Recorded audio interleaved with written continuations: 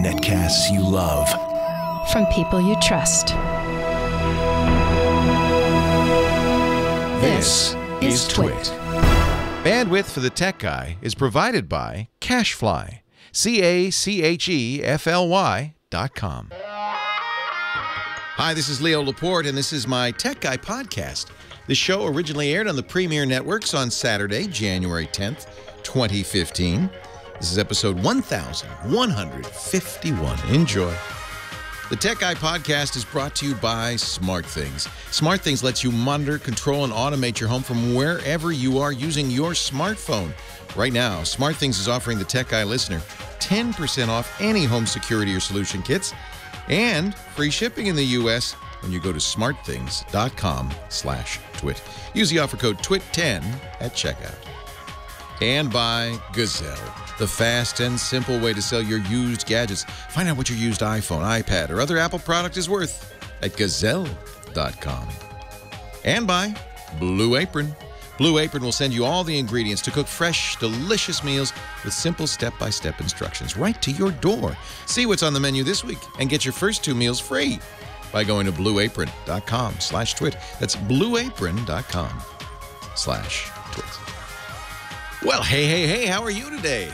Leo Laporte here, the Tech Guy. And it's time to talk computers and the internets, home theater, digital photography, smartphones, anything with a chip in it. Technology. This is the technology show.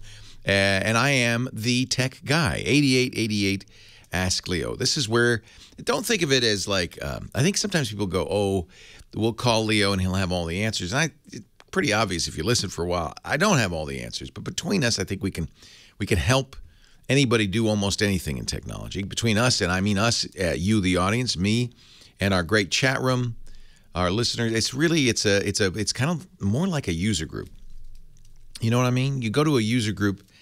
Does anybody even remember user groups? In the early days of computing, because in those days, the computer companies didn't really support you. They didn't help you. You were on your own. Oh, wait a minute. It hasn't changed, has it?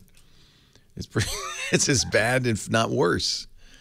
But I don't know. For some reason, the user groups have gone away. I think because people of us under, say, 40 feel like, well, we know how this stuff works. We don't need a user group. We can figure it out. User groups started in the days of, build your own computer. That's in fact where Steve Jobs and Steve Wozniak first showed the Apple I computer, was at the Homebrew Computer Club in Silicon Valley. It's where people would meet vendors and get answers to questions, and where they'd swap stuff and stories. Remember, if you ever went to a user group, the best part was the librarian in the back, the shareware librarian. In my day, the shareware librarian would sit in the back with like racks of discs. Originally, they were floppies, 5 1/4. And then, of course, progress, we got 3.5-inch discs, smaller ones. And he'd have racks of them. And you could, because we didn't really have the internet anymore, did we? Or anymore. We didn't have it back then. And so we would, you'd have to borrow a floppy to copy shareware. You could download it, but nobody had any speed. It was probably, there were bulletin boards and stuff. So the discs are a great way of distributing shareware. We got lots of user group users in the chat room. J5 says, I was the membership chairman of T-Bug, the Tampa Bay users group of Trash 80s, TRS 80s. T-Bug. Those were the days, my friends. We thought they'd never end. Thank goodness they're over now. We've entered the new world. We're back from CES, which stands for nothing. They were at great pains to tell everybody it does not stand for the Consumer Electronics Show. Yes, we're the Consumer Electronics Association. Yes, we put on something called International CES each year, but it's not the Consumer Electronics Show. It's just International CES, whatever that is. But it is. It's the Consumer Electronics Show. And it's a show where all the vendors, the dealers, see, this is another question. Who are these people? Oh, yeah, I have the Bite Shack in Tampa. What are there dealers anymore? I guess they're online. Anyway, you would think by now this whole thing would be passé. There'd be no reason to have a computer trade show or consumer electronics trade. It's all of the internet, right? But no, apparently people just like to go to Vegas and have a tax-deductible excuse to have a good time because 160,000 people all got the same cold this week. It only takes one person. Bring his cold in and everybody gets it.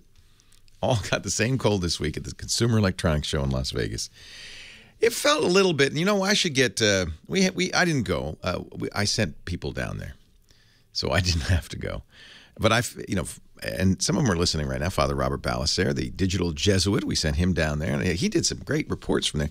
I get the feeling, though, when I looked at all the stuff that was going on at CES, it felt a little like Groundhog Day. Like, haven't we been here before? So much of it is a repeat every year. And then there's new stuff, and so much of that. So probably that 10% of everything you see is new. Of that, maybe 90% of that is just weird stuff that's never going to see the light of day. Because remember, people go to CES trying to find a market. They don't necessarily, they're not ready to make this stuff yet. Or there's concept stuff, like Mercedes showed, oh, this is going to sell great. A car that's a living room with swivel chairs and no steering wheel or anything. You get in the car and it just drives down the road. I thought that might be one of the big stories of CES this year was self-driving cars. Problem is, they're still illegal in almost every state. I think they are illegal except for experimental uses in every state. And everybody, imagine the terror. Sitting in this Mercedes living room, hurtling down the highway at 60 miles an hour. There's no brake, no steering wheel, nothing. It's a monorail without the rail. It seems scary to me a little bit. A little bit scary. And Father Robert, you got the cold? I'm telling you, one person with a cold and all 160,000 people get it. What else? What else was there? There were a lot of wearables, of course, that you'd expect, because a couple of, I guess it was last CES, last January, where the rumors were strong that Apple was going to do a watch of some kind. Of course, Google had already announced Glass. So remember, the tech industry, again, for the most part, 95% not innovation. There's only a few really innovative people. The rest are just going, well, what's the next big thing? Oh, wearables. Oh, I'll make a watch. I can make a watch. Sure. So a lot of wearables. Nothing that knocked my socks off. Robots, lots. But we're in very much the early days of robots. There was a robot wingman that would sit at the bar with you. And it looked like one of those iMacs. Remember, they had the dome and then the screen, but the screen would rotate and the robot would check the action out. Look over there. I give her an 8. Like, I don't need a computer for that. There were robots. There's a home robot. In fact, I think they just launched a Kickstarter project, but they were at CES. It looks like a broomstick on wheels. Just a spindly little stick with a base that rolls around, and on top of that, an iPad-like screen with a face on it. It can't really get you a drink because it's got no hands. So all it can do really is wander around and annoy you. You have a phone call. You have a phone call. You have a phone call. Don't follow me. Go away, robot. But you have a phone call. Go away, robot.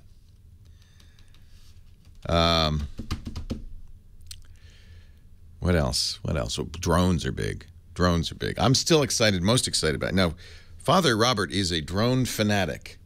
He's a drone man playing with toys. He loves the drones, but I am most interested in the Parrot AR. They kind of created the drone industry. They were the first to make consumer drones that ran on your iPhone. I'm interested in their new Bebop, which will be $500. Amazon is, I guess, taking pre-orders.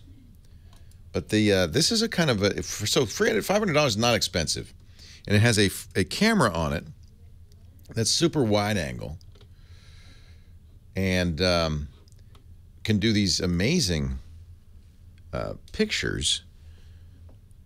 It's easy to steer.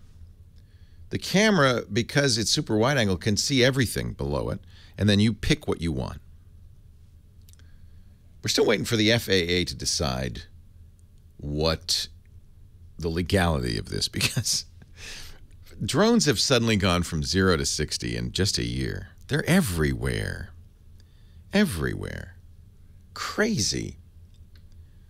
And, of course, we're going to start having drone wars. We're going to have drones falling out of the sky. We're going to have all sorts. I imagine, especially if commercial entities like Amazon start using drones for delivery.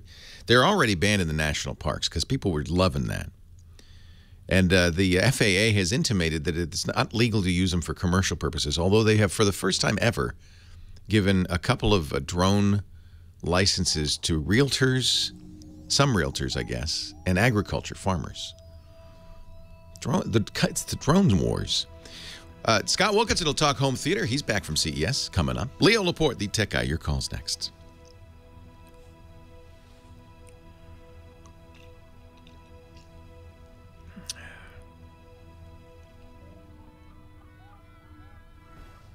I shouldn't do that right before the show. I'm watching robot fail videos. I was watching them this morning, and I couldn't stop laughing at these robots falling over and trying to do simple everyday things. And I was thinking about it. These robots. I mean, we're a long way off from robots that could do anything like science fiction movie robots. But I was thinking maybe the reason it's so funny is because it's kind of reassuring.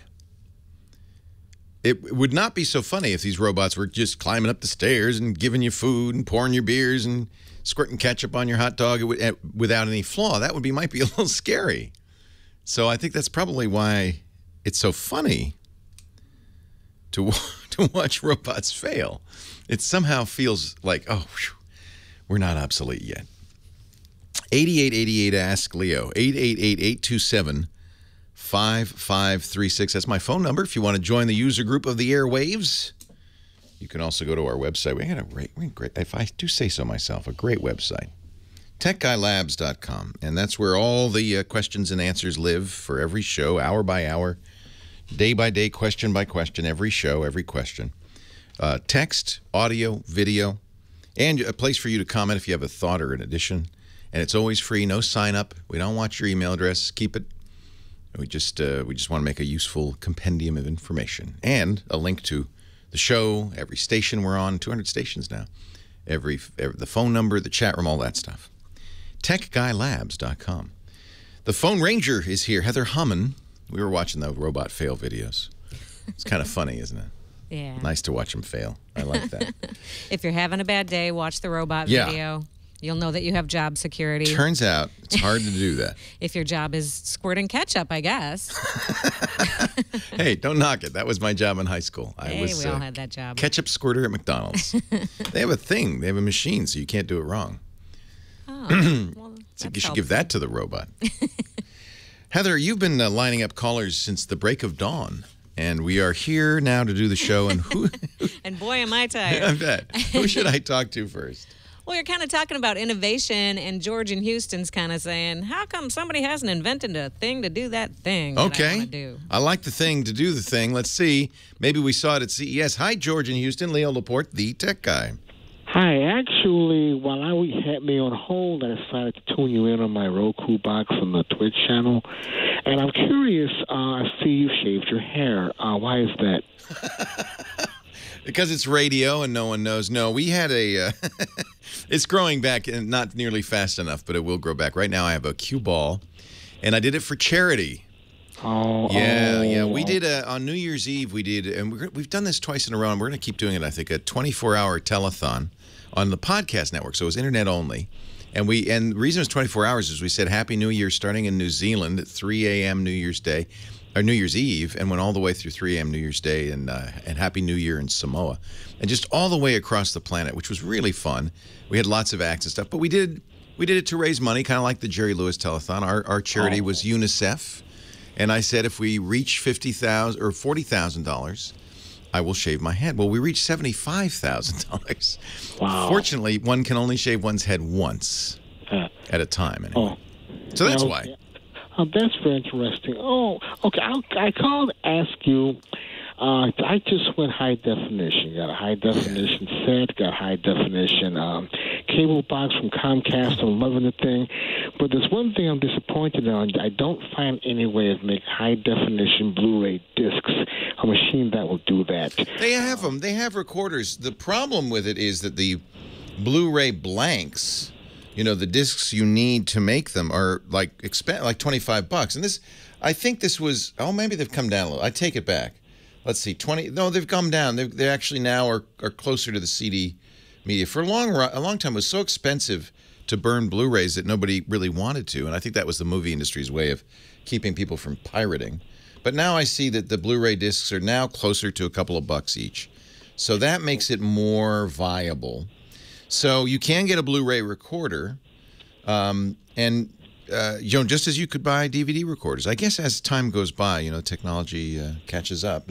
I think I've seen one Blu-ray recorder, but it's like over $1,000. Right. I think the movie industry is very afraid of the idea of recording Blu-rays because they want to avoid piracy. So they're perhaps not. They're probably putting a little bit of a kibosh on that. Let me look here. Blu-ray recorders. I'm looking at Best Buy, see if they have anything. Yeah, no, maybe not. Let's see Amazon. A lot of people can do this. You can do it on a computer. You could buy a Blu-ray burner just in the same way as you would buy a DVD burner. But then you need specialized software and so forth. So Blu-ray recorders on Amazon. You're right. They're around $1,000, aren't they? Yeah, I don't see anything cheaper, actually. Well, maybe next year, I guess. I wouldn't, because I don't think Blu-rays are long for this world, to be honest with you. We're at the end of the technology. You remember, you know, DVDs passed away when HD came along, because a DVD couldn't hold enough data for a high-def signal, and now we're heading quickly to the 4K. The Quad HD, or UHD, as the movie and the TV industry call it, ultra high def. And in fact, we saw quite a few ultra high def TVs at CES this year. Scott will talk about those a little bit. But there isn't, you know, we've got to make a new kind of Blu-ray, and they already have. Can hold a lot more data, and so that'll be out soon. And it's going to be I think it's going to be, and I'm curious what Scott will say about this. He's joining us in a few minutes. But I would guess it's going to be very much like the transition to HD. Only faster. But remember the first time you saw an HDTV, it was like you needed glasses, and all of a sudden you put on glasses, and wow, that's crystal clear, that's crisp. But HD was demanding. It took a lot of data. Not a lot of people had HD TVs at first, and they were very expensive. 10 years ago, they were 10 grand. And then the Blu-ray players came out, and everything kind of started. Blu-ray players are very, very expensive when they first came out. And then they started dropping. Now they're cheap as DVD players. The discs are as cheap as DVDs. The televisions are actually under $1,000 for excellent HD TVs now. So everything has come along. It took 10 years, though. I don't think it's going to take that long for 4K. I really don't. In fact, I think what's going to happen probably is before UHD really takes off, and the players are out there, and the discs are out there, and everything, the TVs are out there, we're going to see ways to compress it and stream it, because I don't think physical media has that much of a future. I don't think discs are ultimately going to be the way to go. Now, when I say this, the video files always say, well, there's no better quality than Blu-ray or whatever the UHD version of Blu-ray will be. That's going to be the best, and that's true. But I think a lot of times good enough and convenient trumps best quality. And I think streaming solutions will be good enough, as they are now for a lot of people in HD, good enough and convenient. So I'm not sure I would invest at this point in any form of physical media. And I certainly wouldn't invest in HD unless you have a lot of videos and you want to burn them. But I just feel like 10 years from now, will there be Blu-ray players out there? Probably not. Let's ask Scott. He's coming up. Leo Laporte, the tech guy.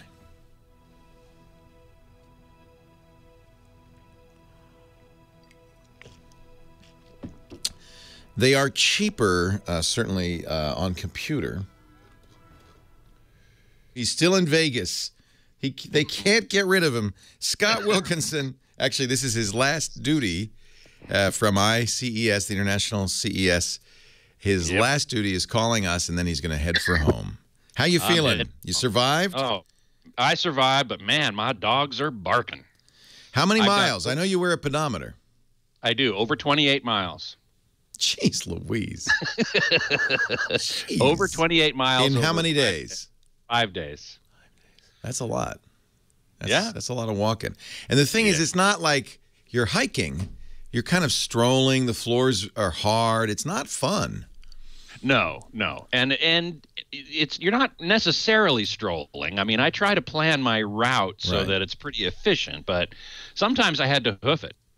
We should mention that Scott did his traditional CES Home Theater Geeks show, went to all the TV booths, visited all the televisions, talked to the people about what they're up to, and you can see that at twit.tv/HTG for the full, couple of hours of CES.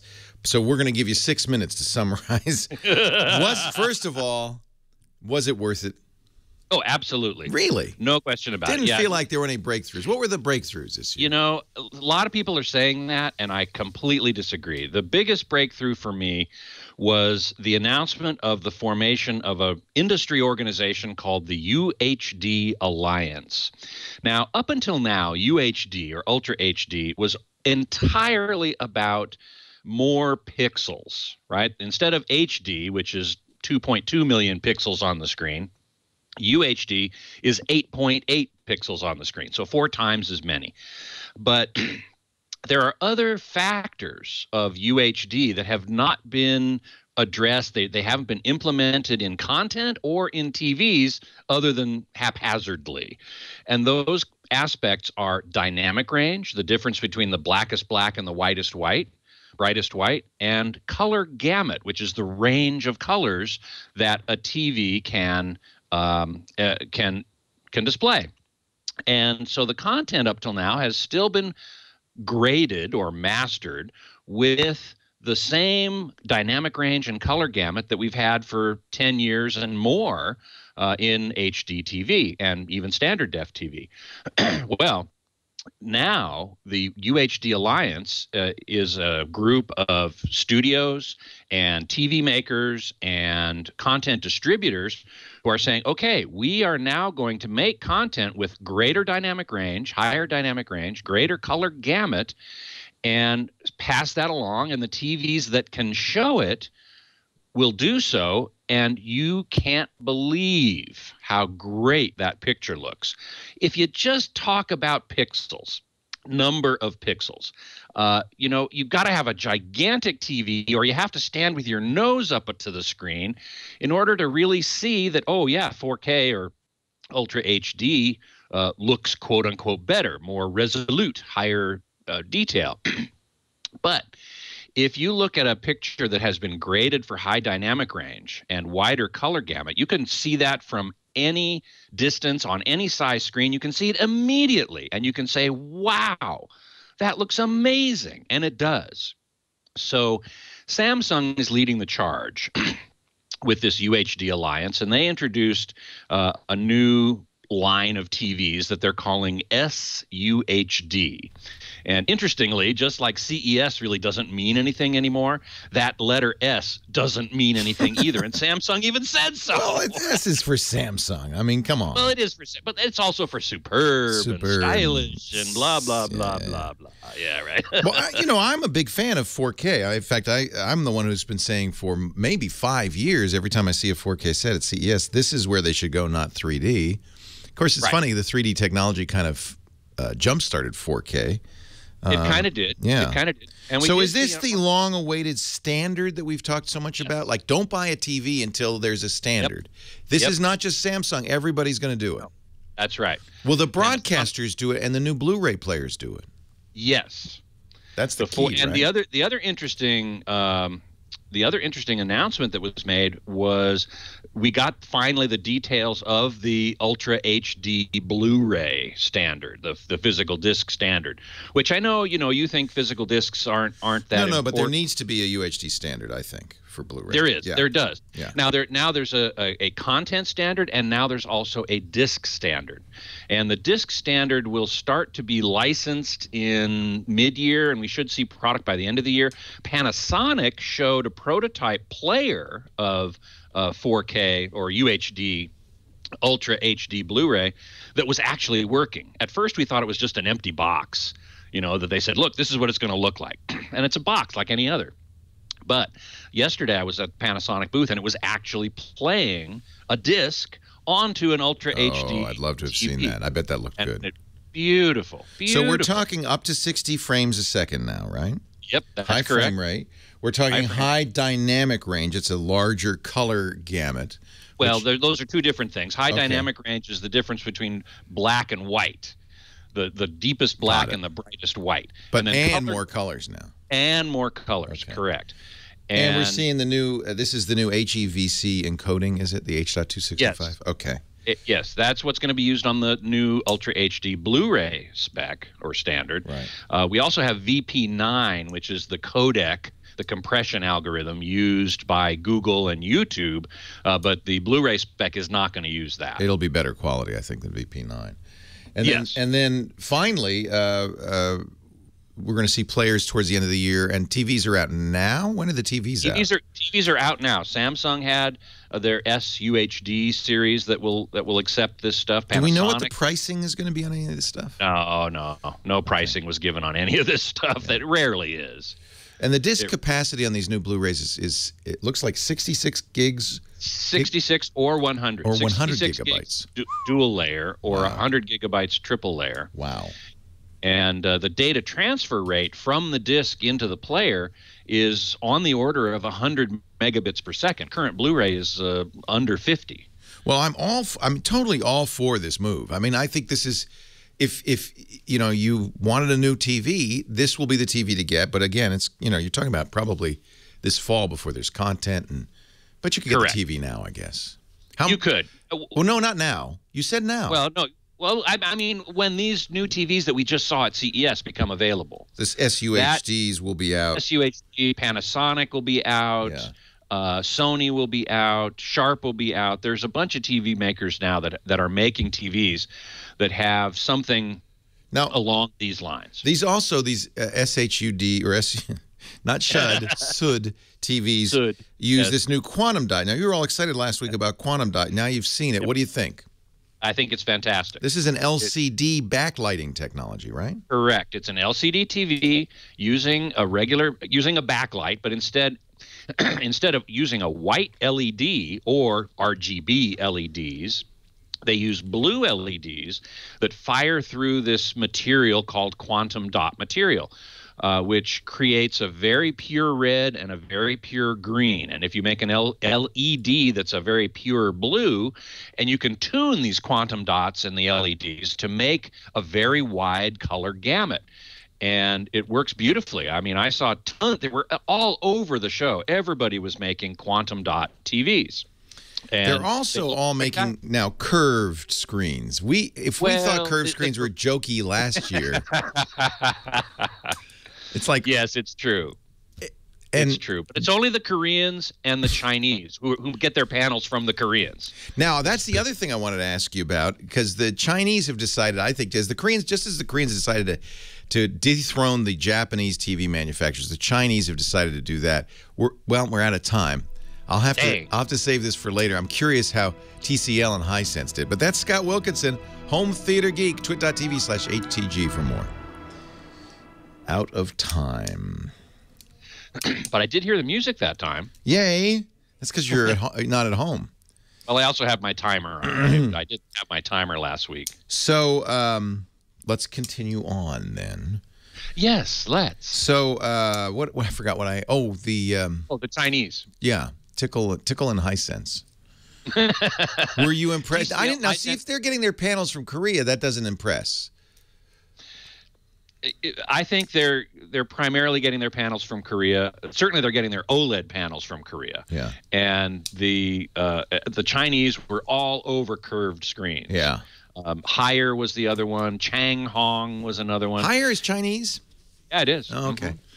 And so that's Haier. They've been around a long time. I thought for some reason I thought they were Austrian or something. And all the Chinese companies are way up and coming. They have huge booths. Yeah. Haier, in fact, took over where Panasonic has been for years and years and years on the show floor. God, last year they were a tiny little booth. Haier was. I know. Showing kind of crappy radios. Wow. So, Quantum dot, UHD. I'm trying to think of all the things we wanted to talk about. Oh, OLEDs. Did you see any OLEDs? Is that coming? Oh, Are the sure. prices coming down? Is that still around? Prices are coming down. The only company that's talking about it big time is LG. And some of the Chinese companies were showing 65-inch, and they were all curved. And Is Samsung abandoning OLED? Yeah, kind of. If anybody asked them when they were showing their SUHD, which uses quantum dots, it's an LCD using quantum dots, and they said, well, what about OLED? And they said, let's talk about SUHD instead. So it seems like however, everybody wants to make LCDs. Right? Yes. Yeah. They do. Yeah. Now, Panasonic had a 4K OLED prototype in their booth that they said was not going to be a product this year, but it looked fabulous. Yeah. I mean, it looked really good. Yeah. Of course, it was curved. Which is the only Japanese company with a curved set that I saw. What is the point with the curved? What's going on? I don't think it's, unless it's a gigantic screen, I still don't think it's important or even good. Yeah. Unless you're sitting right in the middle. If you're the one person sitting right in the middle, it's good. It's great. Yeah. But TV is typically not a solitary experience. Right. You're watching with friends and stuff, and they're off to the side, and the curve makes the screen look weird. Yeah. Yes. It's only a slight curve, or are they getting more curved? No. Well, LG in particular is only a very slight curve, and that's good. I guess I'll stick with my Samsung OLED and get a. I guess I'm going to have to get a SUHD at some point. Well, they looked mighty good, and especially when playing content. Fox had regraded Life of Pi and Exodus, and they were showing it side by side with the Blu-ray of those. Do you think one of the reasons is not out on Blu-ray. to abandon OLED is because they can't do UHD very effectively or affordably? No, not at all. They've all the OLEDs we saw at CES were UHD. It's a little disappointing. I guess probably there'll be a video file segment that's OLED, and the rest will be LCD, right? Yeah. Well, and LG, they didn't say pricing, but they did say, look how fast our pricing came down from our first 55-inch at $15,000, and now it's at $3,500. Wow. Okay. So they said our prices will be competitive, and part of that reason is they're using this white OLED with color filters approach rather than red, green, and blue LEDs, which also means that the blue one won't wear out faster. Right. That's good news because it's very. Although we haven't really seen an issue yet, but that was always a concern. Right. All right, hang on. We're going to take a break. You want to stay for the top, or you want to get out of there? Unfortunately, I have to go check out my hotel. Take off, my friend. See ya. Thanks, man. Leo Laporte, the tech guy. So, I think actually, in many ways, TV was the most interesting thing at CES. The Ultra HDs, the new spec for Ultra HD, the Ultra HD Blu-rays, these quantum dot LCDs. I didn't ask Scott, wasn't able to ask Scott before the break, but during the break I asked him about OLED because that was kind of the up-and-coming technology. And he said, it's pretty much just LG now.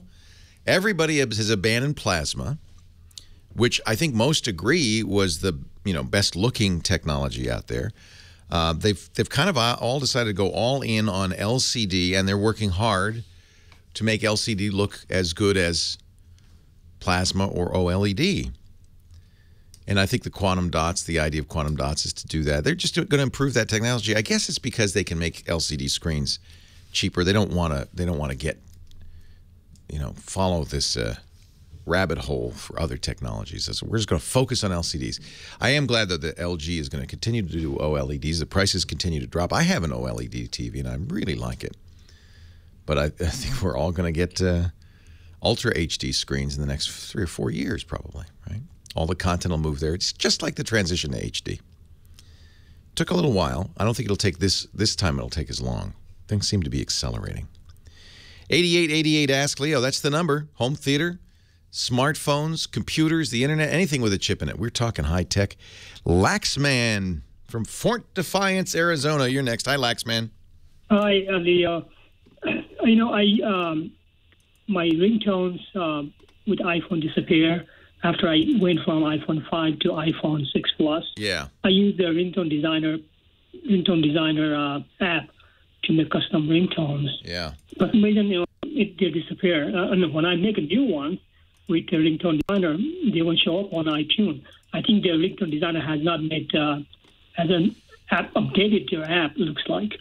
Well, I would continue to use iTunes. Somebody sent me a very long email explaining how it's still doable, but the technique for doing it has changed a little bit in the newest iTunes. Was it iTunes 12? And do remember that there was a problem with iOS 8. It's interesting that you're seeing this with iOS 6. There was a problem with iOS 8 deleting ringtones, a problem they fixed with the current version of iOS 8, which is 8.1.2. Now, I'm not sure why you're seeing this with iOS 6, but it seems like Apple's maybe generally having trouble with ringtones. Remember, the phone companies would prefer that you buy the $1.99 ringtones. And that's ridiculous. You already own the song. You already bought the song. Why should you have to buy the ringtone too? But it's a billion-dollar industry for them. And in some cases, companies like AT&T and Verizon, when they sell you a ringtone, only sell it to you for a few months. You got to pay again. I don't know how these guys get away with this business model. They're just horrible. I know why. Oh, there's no choice. That's why. There's choice, but it's kind of an imaginary choice between equally bad companies. This is why I think T-Mobile had a very good year. They added more than, 1.8 million new customers, because people are just sick to death of Verizon and AT&T. Even Sprint did pretty well. Well, so the answer for you is it is still possible. In fact, I'll tell you what we'll do, because it's a multi-step thing. Let's make that our tip of the week, Josh, this week, is you still can use the current iTunes to make ringtones, but I don't want to go through it on the air because it's like 8 steps, and it's helpful to have screenshots. So we'll just put that on the website, techguylabs.com, and I'm gonna forward Josh the email I got from one of our listeners who said, "Oh, I figured it out." Because the old way that is, you find on the internet if you search, the old way will do it. And I want to thank Mark Sissons, who sent it to me. He used the steps that were documented on TechISky, TechISky, maybe it's techisky.com. But he had to change step 7. You see now, while I'm going to defer to putting this up on the website, I'll forward this right now to Josh, so when he does the show notes for the show today, he could put it up on the website. I'll send it to James as well. James, I'll send it to you and to Josh, and let me just, Laxman, refer you to the Tech Guy Lab site, which will have this information maybe in the next 10, 15 minutes, depends on how quickly they can get to it. Yeah, you still can make ringtones on iTunes 12. Who knew? It's just the old method didn't work. Exactly. As for disappearing ringtones, well, I think the key is you should look in your backup. Ringtone files, what is it? M4R? Yeah, M4R, I think, is the format for ringtone. Look for M4R files, either in your iTunes or your backups, and you probably have them there. It's just, I have to think that this is Apple's way of kind of bowing down to the phone companies. They still, remember, the phone company still it's a tense relationship. Apple has such clout in the marketplace. They were able to convince the record companies to kind of do something they didn't like at all with iTunes, selling music online, selling digital singles. Record companies hated that. But Apple has the clout, and they were able to convince them. Phone companies, you know that. When you get a phone from anybody but Apple, they load it up with their apps. They put their logo on it, the AT&T Death Star on the back of the phone and all the Verizon junk they put on there. And Apple has miraculously managed to kind of leverage the strength of their brand to keep these phone companies from doing that to iPhones. But there's some littler things, I think, like these ringtones, where Apple might have made some concessions. All right, as long as you don't put, your Verizon junk on this phone, we'll kind of change how we do ringtones. So maybe people will buy more. Don't buy ringtones. Just don't. There's no reason. If you own the music, you own the music. buying a ringtone for $1.99 is something you already own is nuts. Just because and the only difference, it's exactly the same. It's just shorter. It's 30 seconds instead of 2.5 minutes, and it has a different extension. It's not a different file type. It's still the same AAC file that iTunes makes for listening in the iTunes Music Store. It just has a new M4R extension. And then the iPhone goes, oh, it's not a song, there's a ringtone. And why they screw this up, I just have to think. I mean, the other choice is it's incompetence, and I don't want to think that. Tom in Warren, Ohio. Well, it's Regulars Day today. Hi, Tom. Yeah, Leo, how you doing? From chilly and frigid Warren, Ohio. Did you get snow? Boy, I saw a lot of snow last night. Oh, yikes! Yeah, well, we got about 6 inches of snow the other day, so I've been shoveling a little bit. Oh, and man. It's very, very chilly. Well, put my snow tires on today, so we're ready to rumble. Winter is here, isn't it? What can I do for you today? Yeah, I was reading on your good friend Molly Wood. You remember Molly? She works for the New York Times now. And she's great. I'm so proud of her. Yes, yes. Like I had anything to do with it. It was a product that was in the New York Times, and it was called Bit Defender. Have you heard of that? I have. And now they have a little box, which is kind of interesting.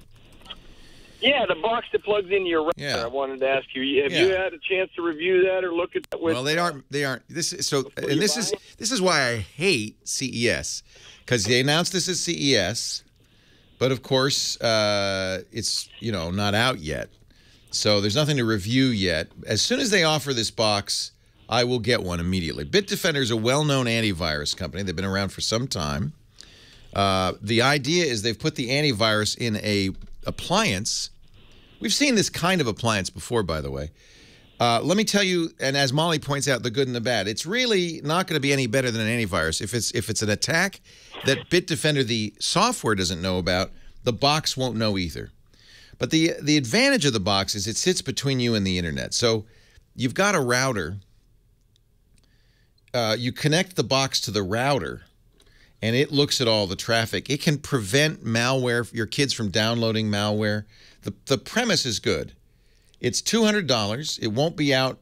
Well, they say it'll be out this month. I see it's not out yet. This is the problem with CES. You get your hopes up. You get all excited. And then they say, oh, and did I mention $200 for the first year? Next year, you'll pay another $99 for the service. I don't recommend it at this point. I will look at it. We've seen a number of things like this. And, of course, in business, this is the way to do it. These are big iron anti-threat devices. We use them here. We use the Staro boxes here at the studio. That's a different matter. These things are pretty much more sophisticated. So not recommending it at this point. Leo Laporte, the tech guy.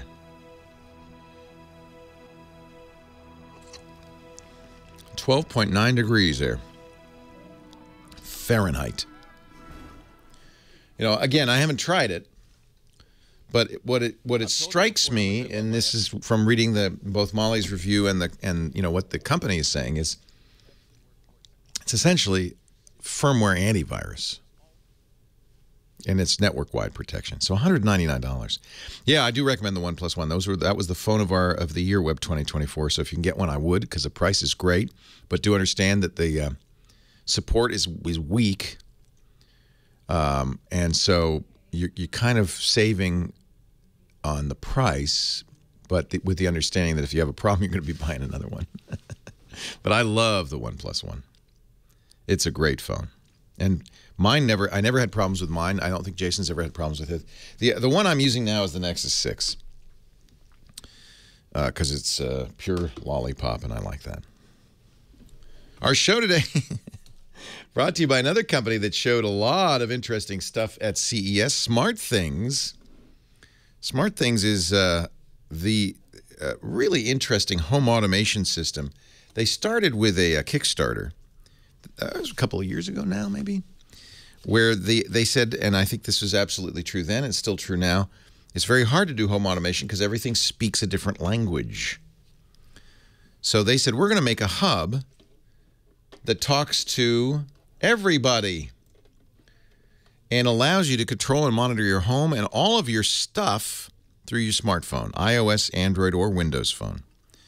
So you can set the rules, you can configure, and you can control, and it works with everything. It works with your Hue lights. It looks like a Jawbone up. That's cool. The drop cam, the Nest, the Sonos. That's really nice. The Wemo. It's CNET's highest rated smart home system, smartthings.com/twit. Now your lights, your locks, yeah, they work with a Schlage, with a bunch of locks, Schlage, a lot of them. Your thermostats, your home security, all connected to a single app, which is unheard of. You don't need a different app for every device. They all work together through the SmartThings hub. You customize the way your smart devices talk to each other, so you could tap, for instance, good night on your phone. Lights dim or go off, thermostat adjust, doors lock. That is nice. Set your lamps to brighten each morning at sunrise or when you wake up. You know what I love to do? I get my Hue lights to slowly wake me up by slowly getting brighter. It's like a sunrise in your bedroom. I love that. And, of course, you can keep your home protected with smart things and their home security kit, their motion detection kits, their water detection kits, and more.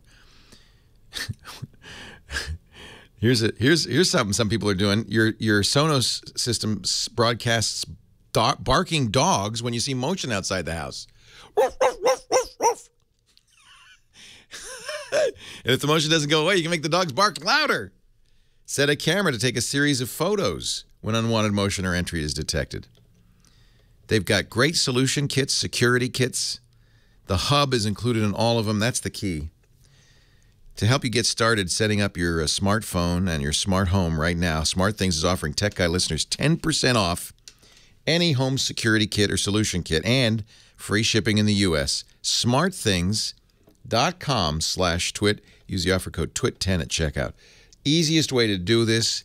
And by the way, big announcements at CES. Lots more to come. SmartThings. Get started now. SmartThings.com/twit.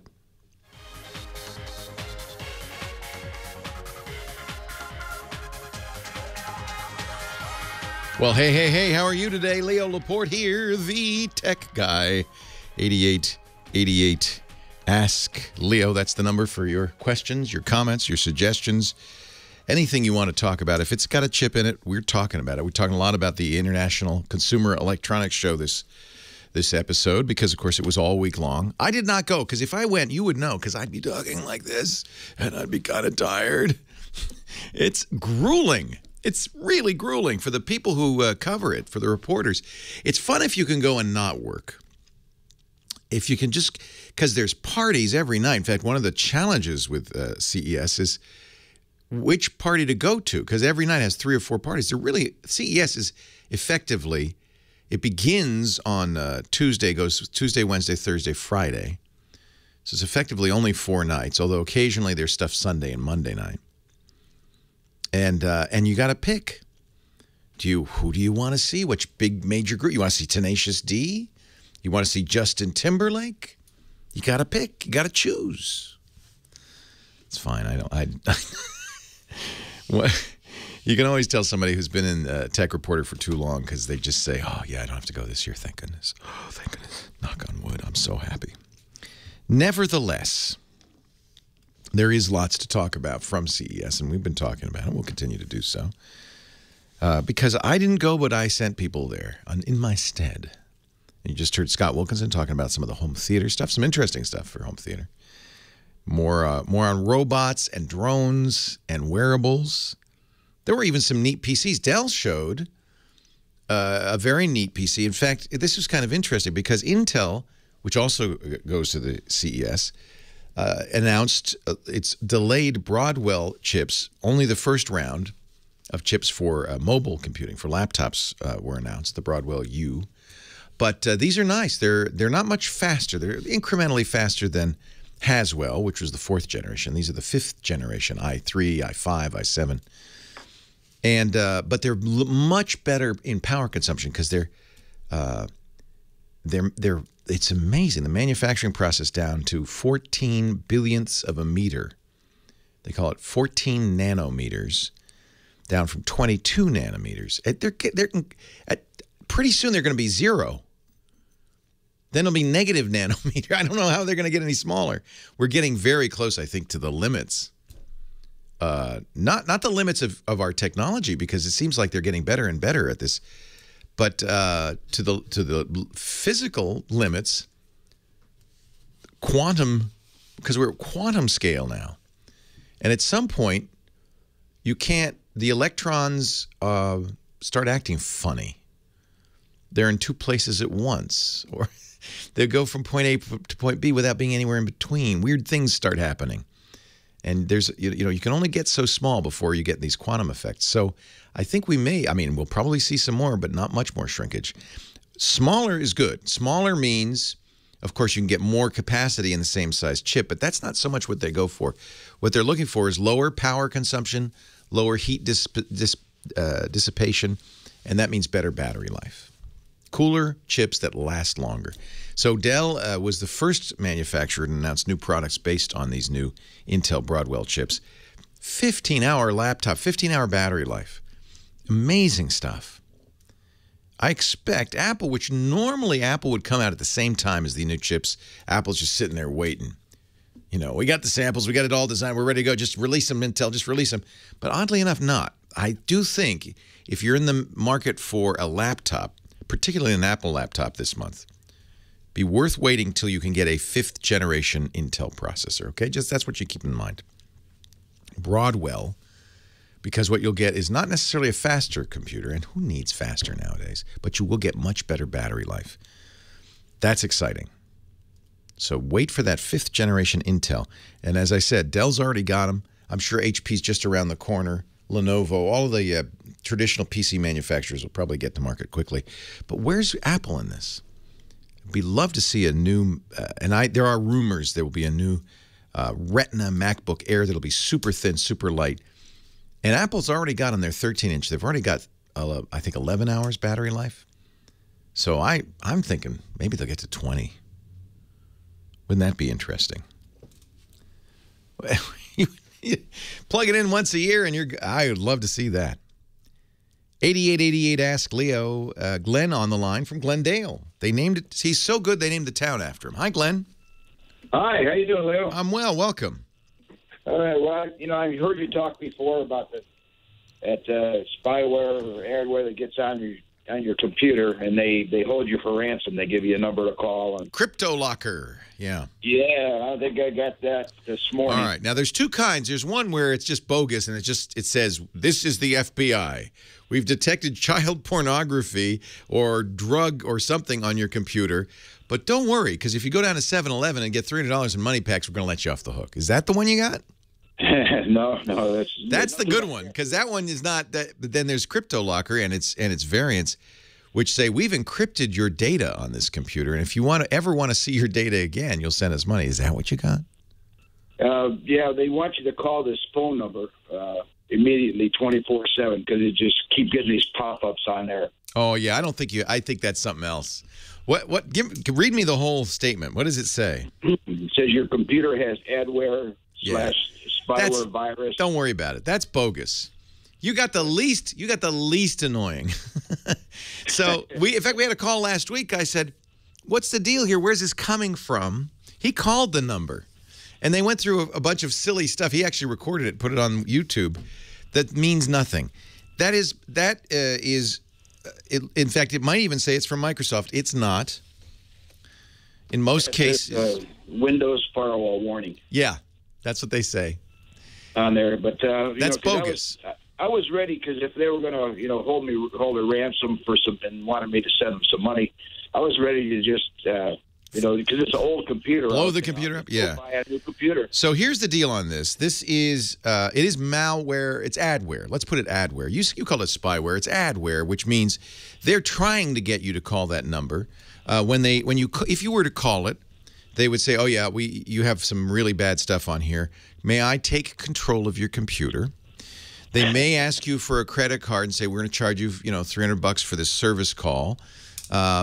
So then 3 things. If they do all 3, 3 things have happened. 1, they have control of your computer, means they can put stuff on your computer, not take it off. If you give them a credit card, not only are they going to get the $300 initially, they're going to have your credit card number, which means since these guys are unscrupulous, yeah, you're going to have to cancel that card. Now, you haven't called the number, so you got nothing to fear. Yeah. The question is, what is this? How do I get rid of it? And that I can't say for sure. Here's what I would do. First thing to do is run the Microsoft Malicious Software Removal Tool. If you're running a modern version of Windows and you keep it up to date, you do Windows Update on a regular basis, then you can open a command line, click Start, Run. If you see a Run on your Start menu, click Run, and then type CMD and hit Return.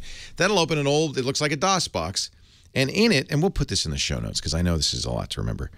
Once you've got that black box with a prompt going blink, blink, blink, you type MRT and hit Return. That will run a program that doesn't have an icon on your menu. But Microsoft has put it there, and they keep it up to date. Every second Tuesday of the month, they update it. It's their Malicious Software Removal Tool, MRT. And once you run it, you'll get a window. It looks just like a normal. It looks like it's a program. And you want to do a thorough scan. Now, in many cases, this will get rid of what you've got. If it doesn't, and I'm very cautious about what I'm about to tell you next. There is a program, now listen carefully to everything I say before you act, called Malwarebytes. The real Malwarebytes is a great program, but there are pretend Malwarebytes. So you must not go there. It's Malware, MALWAREBYTES.org. That works very well, too. I know. I don't like to say Malwarebytes, but I've been worn down. Leo Laporte, the tech guy, 8888, ask Leo. So I don't generally, when it's kind of a tricky thing talking about removing malware. You can't really. If it's really malware, you can't. You can get rid of whatever you see, but as soon as you have something bad on your computer, it's hard to know what else is there because not all malware announces itself. In fact, it's very likely that if somebody puts something on your system that says, hey, call us and we'll fix it, they may have put other stuff in your system that doesn't say anything, but sits there and does bad stuff. And it's very hard to know. So the generally accepted advice by security experts is once you get an infection and you know you're infected, you can try to remove it, but that won't give you any peace of mind, or shouldn't. The only thing that should is reinstalling Windows from a known good source. That is a Windows install disk or the recovery disks that came with your computer. Anything less, and there's always the risk that you still have something there. And it may not be a way to know. So you can run all the scanners in the world, and this is, we were talking about Bitdefender and the new Bitdefender box. It's the same problem. An antivirus, hardware, a malware removal can only remove what it knows about. And the problem is there are thousands of new attacks invented every single day. So if you got one of them, it's not going to know about it. There's no way to say with certainty, I don't have any, I am clean, until you reinstall. So something that, in this case, our last caller, it looked like he didn't even have malware. He had, could have been a pop-up from his browser for all we know, could have been a browser hijack. These are kind of relatively easily uninstalled and benign infections that don't, in fact, require that your machine be fully compromised. And if that's the case, then running Malwarebytes, and again, be very careful where you get any security tool. Only get it from the original site, and you know that site to be good, like Microsoft.com/security essentials. That's on the order of that. But we do know Malwarebytes.org. If you spell it properly, if you spell it wrong, you're dead. So you've got to be very careful. MALWAREBYTES.org, not .com. Because if you're a bad guy, think about it. What would be the best way to get your software on everybody's systems? Create something that says it's Malwarebytes, but isn't. So you got to make sure you're getting it from a good site. That's why I generally, unless you know what you're doing, it's very, very reluctant to recommend any cleaning procedure. And I'm even more reluctant to recommend you take it to the Geek Squad or one of these big commercial support systems because they generally give poor advice. It's been my experience. Unreliable. So get it from a known good source. In my experience, really, if you really are concerned and you don't want to be bit, and believe me, if you've ever had your identity stolen, it is the worst. If you've ever had a machine compromised, it's the worst. It's best to err on the side of caution and wipe that drive, format that drive, and reinstall Windows. Do back up your data, obviously. You don't have to throw out your stuff. Back up your data, format the drive, reinstall from a known good source. That's always the best. I know, it's malwarebytes.org, not .com. And it's got to be spelled just right. And that's why I'm always nervous about recommending this. Joey, San Diego. Leo Laporte, the tech guy. Hi, Joey. Hey, Leo, I'm your biggest fan, and I love everything you do. Thank you, sir. Hey, Leo, what do you know about internet over broadband? Using the power lines in your house or out there? Out there. Oh, don't get me started. Well, here's the deal, Leo. Do you think it's I guess the only word I can think of right now is conspiracy between the cable companies? No. Here's what happened. And I know this pretty well because I was at the FCC during this process. I went down there, it must have been 10 years ago. But, Leo, let me ask you this, then. Don't you think it'd be a good idea to make that technology work? Because I listen to your show all the time. I think the most important thing in the world is for internet to be high-speed internet to be widely available. This is not the technology, though. We do have the wires out there. What you're talking about is broadband over power lines. Yes. And broadband over power lines, the FCC thought we can protect emergency radio, but it doesn't work. It jams radio everywhere. And hams were up in arms over this. It wasn't Comcast. It wasn't Verizon. It was the AARL, the Amateur Radio League. Okay. Because what happens is as soon as you start putting broadband over power lines, you create transmitters in the power lines that knock out radio. And I remember going and talking to Michael Powell, who's the chairman of the FCC, and he gave me a demonstration in the FCC. Said, no, look, see, we can notch out these frequencies. We can protect emergency radio. But they did trials, and it was a horrific failure. Okay, Leo, I got one other question I want to ask you while I got you on the phone. Leo, I want to run a PowerPoint presentation at my church, Leo, and I wanted to run continuously. And I was wondering if somebody in your chat room or you could recommend me. The way I'm doing it right now, Leo, is I use Microsoft Outlook, my PowerPoint 2013. And, Leo, it does work, but it'll stop at the end of the presentation. Yeah. I'm not running this over at my church. I don't have a computer. No, what you want to do, PowerPoint will let you export it in a variety of formats. What you want to kind of do is export it as a video. And the video can then be played back on any computer that doesn't need to have PowerPoint. And all the video players will loop. So the thing is to make your presentation, export it as an AVI file, and then you can play it on anything as a loop. By the way, it's ARRL, Amateur Radio Relay League, not AARL, which I think is the Amateur Authors Redaction League, and it's a different thing entirely. The Amateur Radio Relay League. And boy, hams are up in arms over broadband over power line, BPL. It was it's so sad because I agree with you. It does feel like a conspiracy. Like, well, this would work, and because everyone's on the grid, on the electrical grid, everybody could have internet. We've got to solve this, though. I agree, and I feel like we're making steps. In fact, I'm kind of impressed. I did not think highly of the current chairman of the FCC. His name is Tom Wheeler, and I apologize, Mr. Wheeler. I have been laying into you. He's a former cable company and wireless industry lobbyist in the Hall of Fame for the cable industry and the cellular industry. That's how good he was as a lobbyist. And unaccountably, the president made him chairman of the FCC, which was kind of like putting the fox in charge of the hen house. And so I've been very skeptical about anything that Tom Wheeler has said or done. But you know what? He's starting to do the right thing. So maybe there is a redemption in the world. Maybe the guy has realized, hey, I got to fight for the public here. Just this week, he redefined broadband, and I think he did the right thing. the definition of broadband is important for a number of reasons. We have a nationwide broadband plan that says everybody should have broadband. It had been defined as 4 megabits down, 1 megabit up. He's increased it to 25.5, which is right. That's right.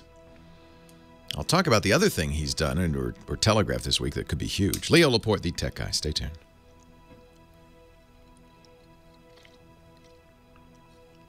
That's a great link, 6272. We'll put that up for Joey on the website. Leo Laporte, the tech guy. He's Johnny Jet. That big old jet airliner has deposited Johnny in our laps.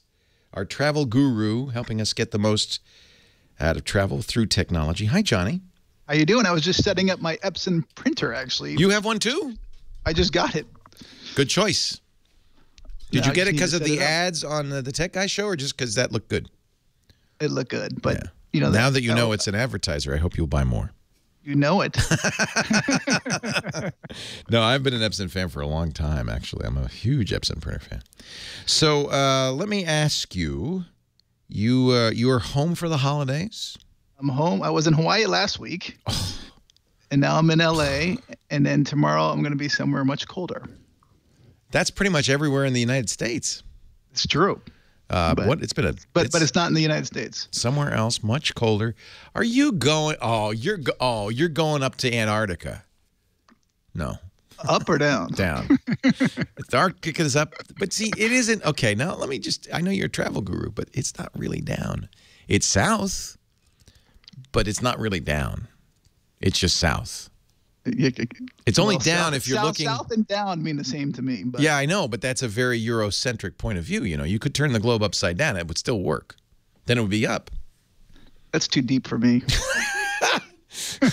Well, I think people forget that that's artificial. There isn't. It's not like the United States is always this way, and South America is below us, and to the left is Hawaii. No.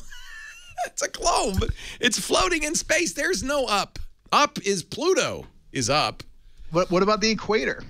The equator's in the middle, but it's neither up nor down. It's north or south, but not up nor down. All right, I don't have time to discuss it. Next time you're on a flight, ask the pilot. I will ask him. But speaking of flights. Yes. So last week, one of your readers or chat room members asked me to talk about skip lagged, which I was meaning to talk about. So it's skiplag.com. It's been all over the news lately. So it's this 22-year-old whiz kid from Brooklyn who came up. I mean, there's this hidden city trick that's been known for a long time. You've talked about it. You say the airlines hate it. Yeah. Yes. So this kid figured out an algorithm where you put in your city dates, city pairs, and he will find you the cheapest ticket to that destination, usually with a hidden city ticket. So real quick. But look, he's under assault. United Airlines and Orbitz have sued him. No, and he's already raised $64,000. What is the grounds of the lawsuit? We'll talk about that later. So a hidden city trick is, let's say I'm flying L.A. to Cleveland. Yeah. And the one-way ticket is $600. Right. And so then I start looking around for alternate airports like I used to. And I found Buffalo, which was 200 miles away, was for $200. And I'm sitting there, is it worth driving 200 miles for $400? But anyway, when I looked up that ticket, I realized that flight was stopping in Cleveland. It was the same exact flight that was $600 and then going on to Buffalo. Uh-huh. So what this kid has worked out was to find all those hidden city pairs. So wait a minute, you get off so you, first of all, don't check luggage because your luggage will be going to Buffalo. You do not check a bag. You take a carry-on and then you just skip. When the plane lands in Cleveland, you say, hey, I got to go to the bathroom. You leave and you never come back. And now what happens though? You're changing a plane. So you have to anyway. So it's no. The change of plane. So it's no big deal. Just don't show up. And again, you don't check a bag, and you got to do one way. Can the airline penalize you? Of course. So this is where it gets tricky. It's not illegal, but it's against airline policy. So if you put your freaking flyer number in there like a bonehead, you're going to lose all your miles if they catch you. So you do not. Whoa. You do not put your miles in there. They'll also, if you have a round-trip ticket, they'll cancel the second leg, right? The return. Exactly. So it has to be a one-way ticket. So listen, I buy dozens and dozens of tickets a year. You never I only do this. almost did it once. Yeah. Because I cherish my miles. Yeah, and if you want to come back, especially if you're going to Buffalo. A lot of times I buy one-way tickets. Oh, Because my schedule is always changing, and that way, you know, if you cancel the outgoing, it's automatically going to cancel the return. So it's just easier for me to do it that way. Yeah. But so I don't recommend it if you're a frequent flyer. But if you are traveling just once a year or whatever, and you find a really good deal, you should check out this site. Does it work international? No, probably not, huh? Not so much international. Not so much. Actually, no, sorry, that is not true. It will work international, but I put in. I just did LAX to Chicago, ORD. All right. ORD. Okay. Here's how do I get to I'm going to go from San Francisco if you don't mind. Okay, and then so I see what you're saying. Actually, no. Put in LAX. LAX. Okay. That means I have to fly to LA to get this flight. All right. Okay, so now see what it says? Yeah. You can go LAX to ORD and then ORD to Phoenix. I see. For $90. But if you get the Phoenix flight for $90, but get off in Chicago. Yeah, which makes no sense because it's an hour flight. Why do they even do that? Phoenix. Yeah. But usually those city pairs are not that far. Usually again, it's like what I said, Cleveland, Buffalo, or a lot of times it's LA to Dallas to Austin. So, and the reason why the airlines do it is to compete. So let's say Virgin America has a nonstop from LA to Austin. So they can offer a really good deal, but American doesn't. But American charges a lot of money for LA to Dallas because they get a lot of business travelers on that route. But if you put in LA to Austin via Dallas, they'll match the same price as Virgin America to stay competitive. See, this is why I support Skiplagged, because they're helping normal humans. Exactly. See, the airlines are taking advantage of us. Exactly. With their computer technology, maximizing fares, and in the process, kind of taking advantage of us. So we're just fighting back. Exactly. And then after deregulation, the airlines, you know, they've passed some kind of law that makes it, if you're going to fight the airlines, you got to do it in federal court, which costs a lot of money. So most people, when they get a letter from an airline's lawyer, they just close shop. Yeah. But they didn't realize this kid was going to get the backing of, you know, a crowd. Almost. He's got 64,000. It's all GoFundMe. Search for Skiplagged on GoFundMe. 64,422. Now, I have to say, I don't think the airline should worry about this because, frankly, it's so complicated.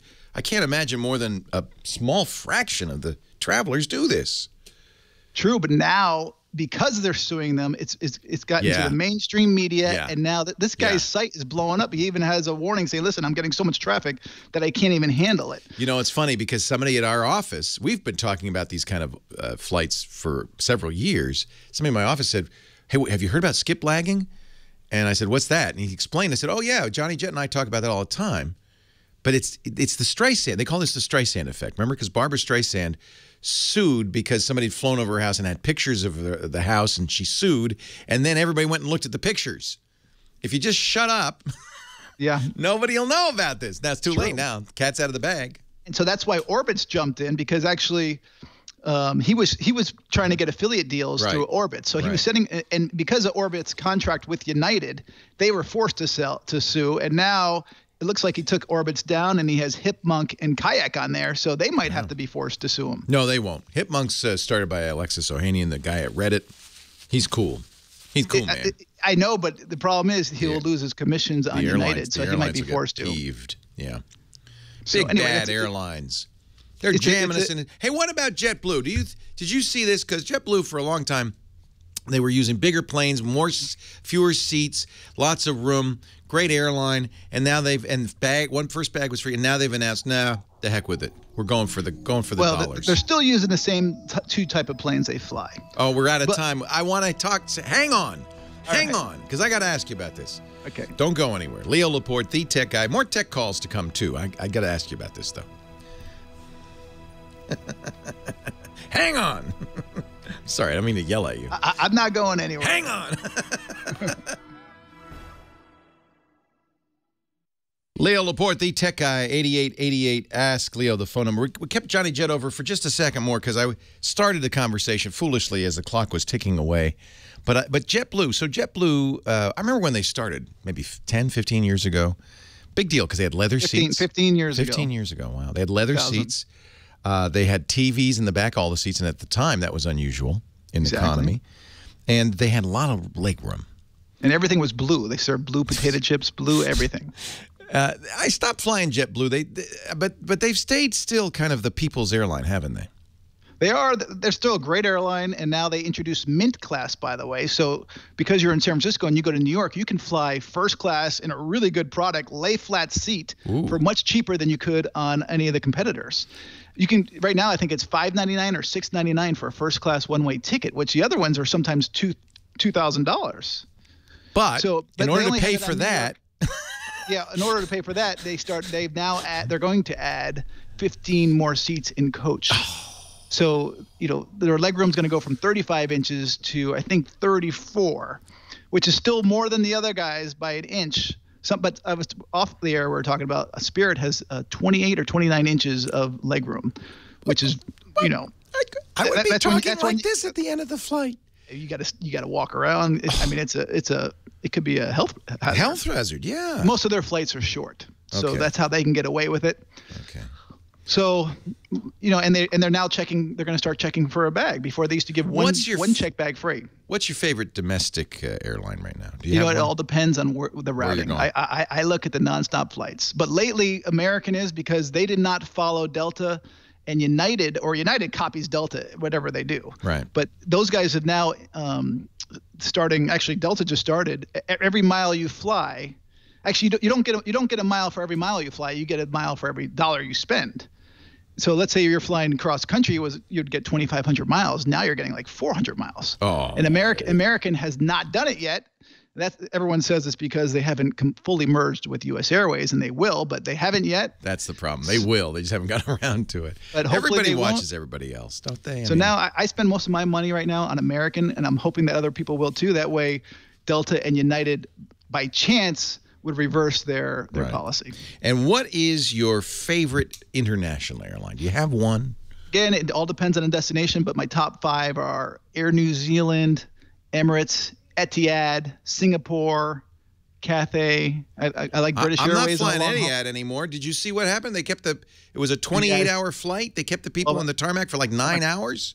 12 hours. 12 hours? It was Abu Dhabi to San Francisco. So, yeah, they took a big hit. And that's what happened to JetBlue, by the way. That's where their downfall started. It was on Valentine's Day years ago, and they kept people on the tarmac for 13 hours. But now, luckily, in the U.S., they have a new law. Yeah, you can't do it more than three hours. Otherwise, they'll get fined $27,500 per passenger. Good. So what's wrong with these people? The pilot, these poor people, they're stuck on here for 12 hours. They changed the crew. Oh, yeah, the crew's worked full 8 hours, so we're going to take them off, but you stay. What? I know. What it's kind a problem. Of crazy? And that happened to me once in America, and I was flying Vegas to LA, and they said, we don't know how long we're going to be out here, but we have to come back and take one of the crew off because they were overtime. And they said, if anyone wants to get off, you can get off, and I said, I'm getting off. Yeah. Because I didn't want to sit out there all night long. There should be a website that rates like this stuff, like. There is Route Happy. Hipmunk. Route Happy and Hipmunk. Hipmunk does the agony thing, which I love. Right. But that's based more on how long and how many stops and stuff like that. There's another site like TripAdvisor for airlines, and I'm spacing on it. But I think it might be Route Happy. Next week, I want to hear it. Okay, I'll look up Johnny Jet. His website is johnnyjet.com. It's a great place to go. Follow him on Twitter and Instagram. See where he's going next. He says he's in LA. He's going somewhere colder tomorrow. Much colder. I think you're going 60-degree temperature drop. You're going to Cleveland, aren't you?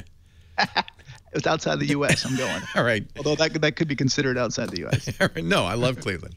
I'm joking. By the way, I love Buffalo too. There. Yeah, no, I joke. We joke. We jest. We're just humor mongers. Went there so many times because of my old girlfriend. It's like I'm not going back to Cleveland for a while. Yeah. Johnny, it's great talking to you. Have a great day. Enjoy your little bit left at home, and then good luck on the road again. JohnnyJet.com. Leo Laporte, the tech guy. Back to the phones we go.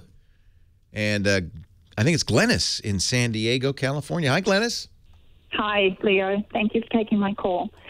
I have a quick question. I was in New Zealand recently, took my iPad with me. Well, bought it specifically to take. And it's great for travel, isn't it? Yeah. Yeah, so easy. Anyway, I was able to get on, I was able to receive emails, but none of the emails that I sent either within New Zealand to Australia or back here to the States got to the people I sent them to, even though they were in my sent folder.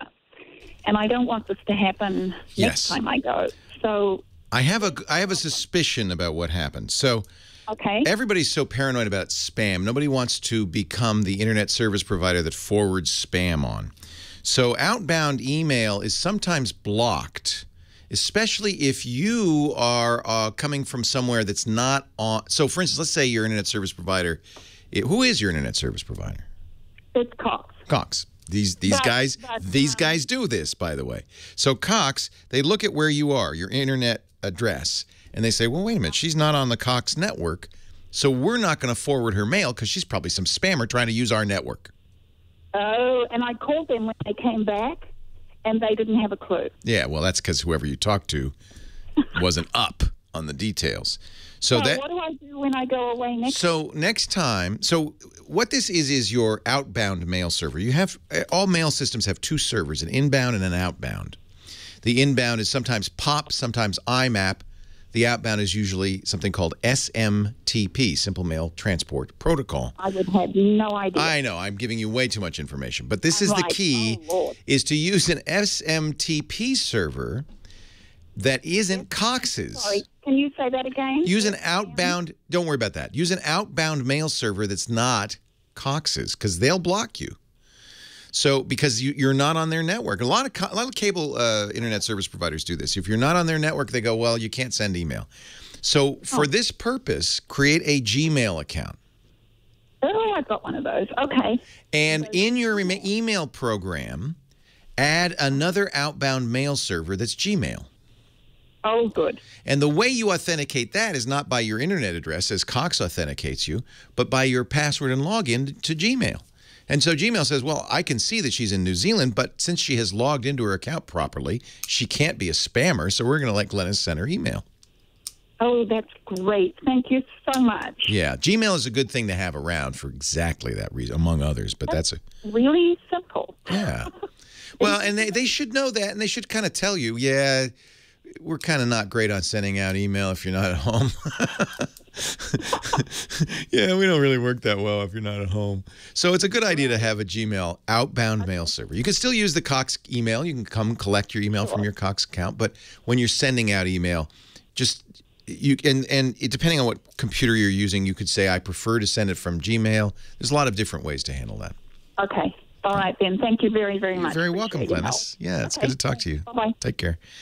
Moving along to Mike in Birmingham, Alabama. Roll Tide. Hey, Mike. Hey, don't say that. I'm from South Carolina originally, and Roll Tide is the other night on the news. They got this little timer that comes up. It didn't reach a second before they mentioned Alabama. Somebody sent me an Alabama sweatshirt, so I feel obligated to say that. But if you were to send me a Duke sweatshirt, for instance, I could say something else.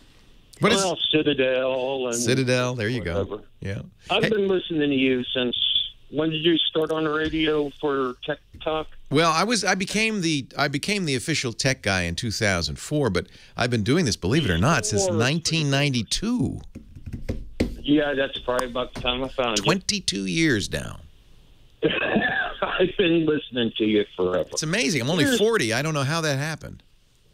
I understand. And my first programming thing in school was on a Trash 80. Yeah, we're getting old. Getting old. What can I do for you, sir? Okay, audio. I'm planning on building a home theater PC. Right now I'm using my regular home PC for it. Mm-hmm. My question is, when you got Pandora running, it's got a little volume control. Mm-hmm. Well, then I run it through DFS. Oh, you hear that?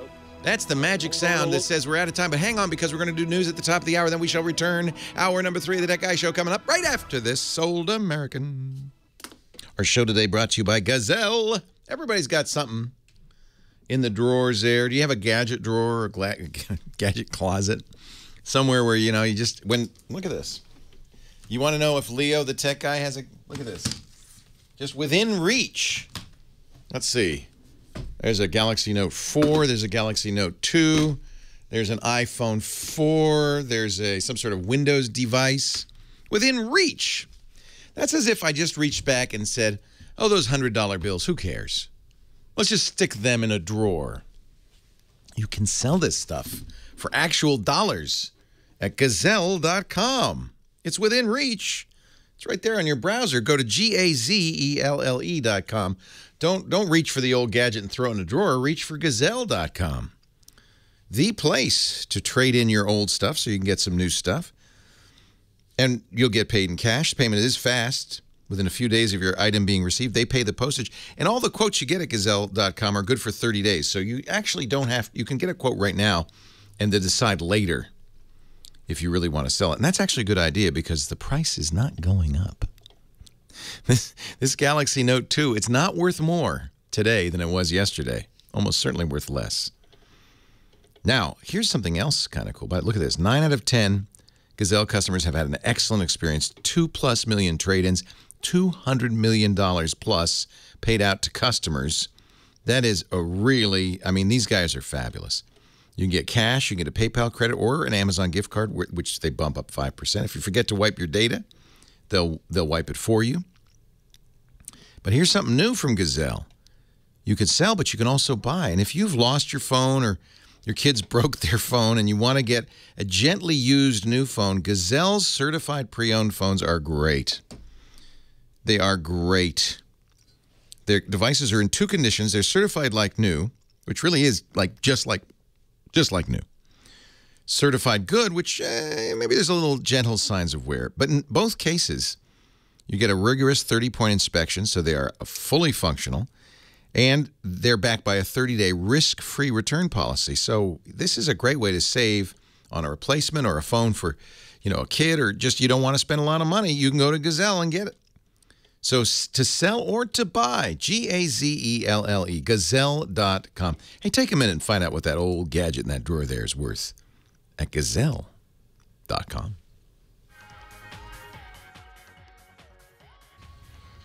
Well, hey, how are you today? Leo Laporte here, the tech guy. Time to talk computers, the internet, cell phones, camcorders, MP3 players, home theater, and all that jazz.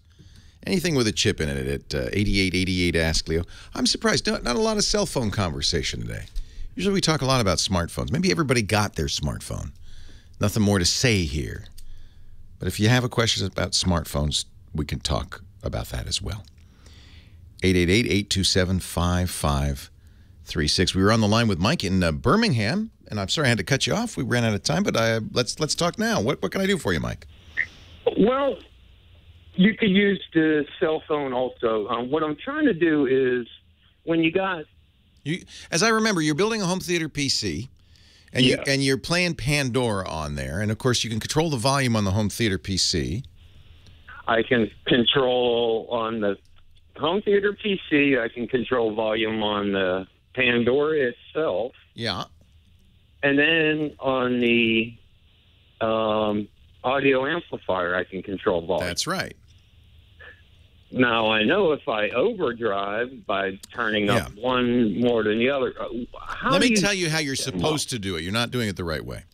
So there are, on most sound outputs, on a decent sound card, there's 2 outputs. There's the headphone output. And if it's a headphone output, then you could anything you do on the PC to turn it up or down will affect the headphone, because the presumption is, well, a headphone doesn't have its own controls. So the amplification happens in the sound card. But what you want to use for a home theater PC, if you're going to an amp, is not headphone out, but what's called line out. Line out is at a fixed nominal volume. It's the proper volume, and you could turn Pandora up and down. It won't affect it. You could turn your PC up and down. It won't affect it. It's always going to be the same level coming out of that line out, because the card is not amplifying it. because the presumption is whatever's connected to the line out is an amp, and that's where you'll be turning it up or down. If you have a situation where you're going out of your computer to an amp, always use line out. Now, even better than line out would be digital out, because your amp probably has a digital to analog converter, or DAC. It probably has a better DAC than the cheapo sound system that's put into most PCs. You can upgrade, if you've got a special super duper sound card from, I don't even know who makes them anymore. It used to be Sound Blasters, remember, or Turtle Beach. I don't know nowadays if there is anybody, because all motherboards have their own sound, and it's cheesy. Because that's. So the better thing to do would have a USB connection and take digital out of your computer, or if you're lucky enough and your computer itself has digital out via an optical cable, take it optical out into the amp. Then the amp is getting bits, converting them to analog sound, amplifying it, and continuing on. That's going to give you absolutely the cleanest sound, the much better sound than anything that's going to happen in a computer. It's a noisy environment. There's all sorts of places noise can get into that sound, buzzes and hums and clicks and pops. Plus, it probably doesn't have a very high-quality digital to analog converter, which is funny because a good one doesn't cost that much. But we don't want to spend a penny more than we have to. So you'd be better off, frankly, I think. And there are lots of companies that make these. If you don't have and you probably don't, because if you had a digital out of your computer, you'd have a higher-end sound card to begin with. So take a USB converter, digital to analog audio converter, and do that. And FiO is a good one, F-I-I-O. They make some excellent low-cost ones. There are a ton of them. Almost anything you buy, even if it's $15, will be much, much better than the one you get in your computer. 8888 asked Leo. Matthew in Toronto, Ontario, Canada. Hi, Matthew. Hi, Leo. How are you? I am well. Has winter hit Toronto? It's freezing up here, -20. We had a cold alert the other day. Holy cow. Warning. Yeah, we were getting a kind of a balmy week last week, but all of a sudden, yikes. Yeah. Wow. Well, stay warm. What can I do for you? I have Wi-Fi problems, and more Wi-Fi problems. More Wi-Fi, more problems. I think that's a Jay-Z song. Maybe it's 50 Cent. I can't remember, but that's a very common thing. Anybody's got Wi-Fi got problems. What problems do you have? So I have a Asus X202E that won't automatically connect to my Wi-Fi when I turn it on. Okay. And there's a MacBook Air that sometimes is kind of glitchy on the Wi-Fi. Yeah. And my router is not the best router you can get out there. Sounds like the whole thing's a mess. Yep. So, let me see. Let me think. I think we start with the router, don't we? Because it sounds like you have a bad router. So I doubt very much that the Asus does not have decent Wi-Fi capabilities. It should be able to grab it and keep it. Now, there are a lot of things that can affect Wi-Fi that may not be your router. For instance, do you see a lot of Wi-Fi signals when you look at what's going on out there? Yeah, lots of them. Yeah. There's a program. It's not free. There may be some good free programs. You're on a PC? PC, iOS, Mac, whichever it is. Right. There's some good free Mac programs, but the one on a PC is called Insider with 2 S's. It is a Wi-Fi analyzer program, and what it does is it looks and sees what channels are used. It's not merely how many signals there are, but what channels they use. It'll tell you. You'll be able to see quickly which is the better channel to use. A different channel might work better for you. Sometimes, if it's a router's not doing a good job picking the channel, you might want to pick it manually for it. Are the things far apart? In other words, is your computer far away from the access point? Well, it's a notebook, so I kind of move it around wherever. Does it work better when it's nearer it? So when it's like far away, it connects the same as it connects near. I had to actually install a range extender because the range on my router is really bad. Right. That also impacts it. Of course, the greater the distance, the fewer the bars, the more likely your computer is not going to join or it'll join some other access point. If somebody in your neighborhood has an open access point and it's stronger, your computer's just going to say, well, this one's better over here. And you're going to say, bad computer. No, I don't want you to go on that one. And I know that sometimes the MacBook Air connects to some Air printers that are nearby, and you should just print a thing that says, "I can see your printer from here. Turn on your firewall, you nitwit." So that means that means they're not using a router at all, probably. Boy, that's not good. So yeah, it sounds like you're in a jam-packed area. You're in a city. The more signals, the worse it works. Wi-Fi is based on radio frequency. Radio frequency is a black box. It's a black art. It's voodoo. It's, any radio station engineer will tell you, you see weird effects. You turn the thing slightly, it's suddenly 100% better. You put it upstairs, downstairs. So you got a range extender. That helps. Maybe get a better router. That might help. Usually, if you got a laptop, there's not much you can do. There are external Wi-Fi adapters, USB Wi-Fi adapters. I guess you could get that. I'm trying to keep from spending a lot of money on here. Sometimes it's such a noisy and bad environment that you just got to go wired. You might look at power line networking. That's actually works. We were talking about broadband over power lines, which is not a good idea. But power line networking now has come a long way. It works pretty well in the house. That's using your electrical system in the house to spread data. And that actually works surprisingly well. We have, as you might imagine here at the Tech Guy Labs, it's a mess. We have a lot of different Wi-Fi signals. Oh, it feels like it's an infinite number, but it's really only maybe 15.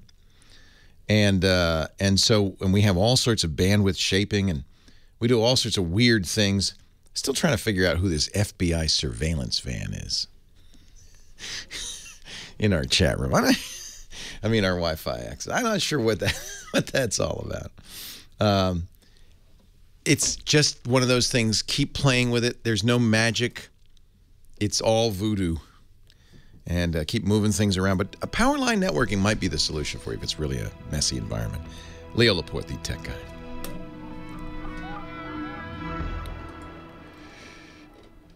Yeah, the A will often be open, but A doesn't go very far or work very well. And, chat. Look at that. So we have 5 twit access points. There's 2 Pixel Core access points. There's an Xfinity Wi-Fi, which is increasingly polluting the environment. Anybody with an Xfinity Wi-Fi router, unless you explicitly turn it off, suddenly has a guest mode for anybody who's an Xfinity customer. So I would turn that off. Somebody has it and hasn't turned it off. What's weird about it is it was 5 bars, now it's 1 bar. So that's the kind of thing that just screws Wi-Fi up no end. This thing. I don't know who these other guys are. MAD, FBI Surveillance Veil, CBCI, Cable, Wi-Fi, and then there's a couple of AT&T. I mean, look at that. It's crazy. So this is all pollution from the point of view of, a Wi-Fi signal. Stuff that just gets in the way.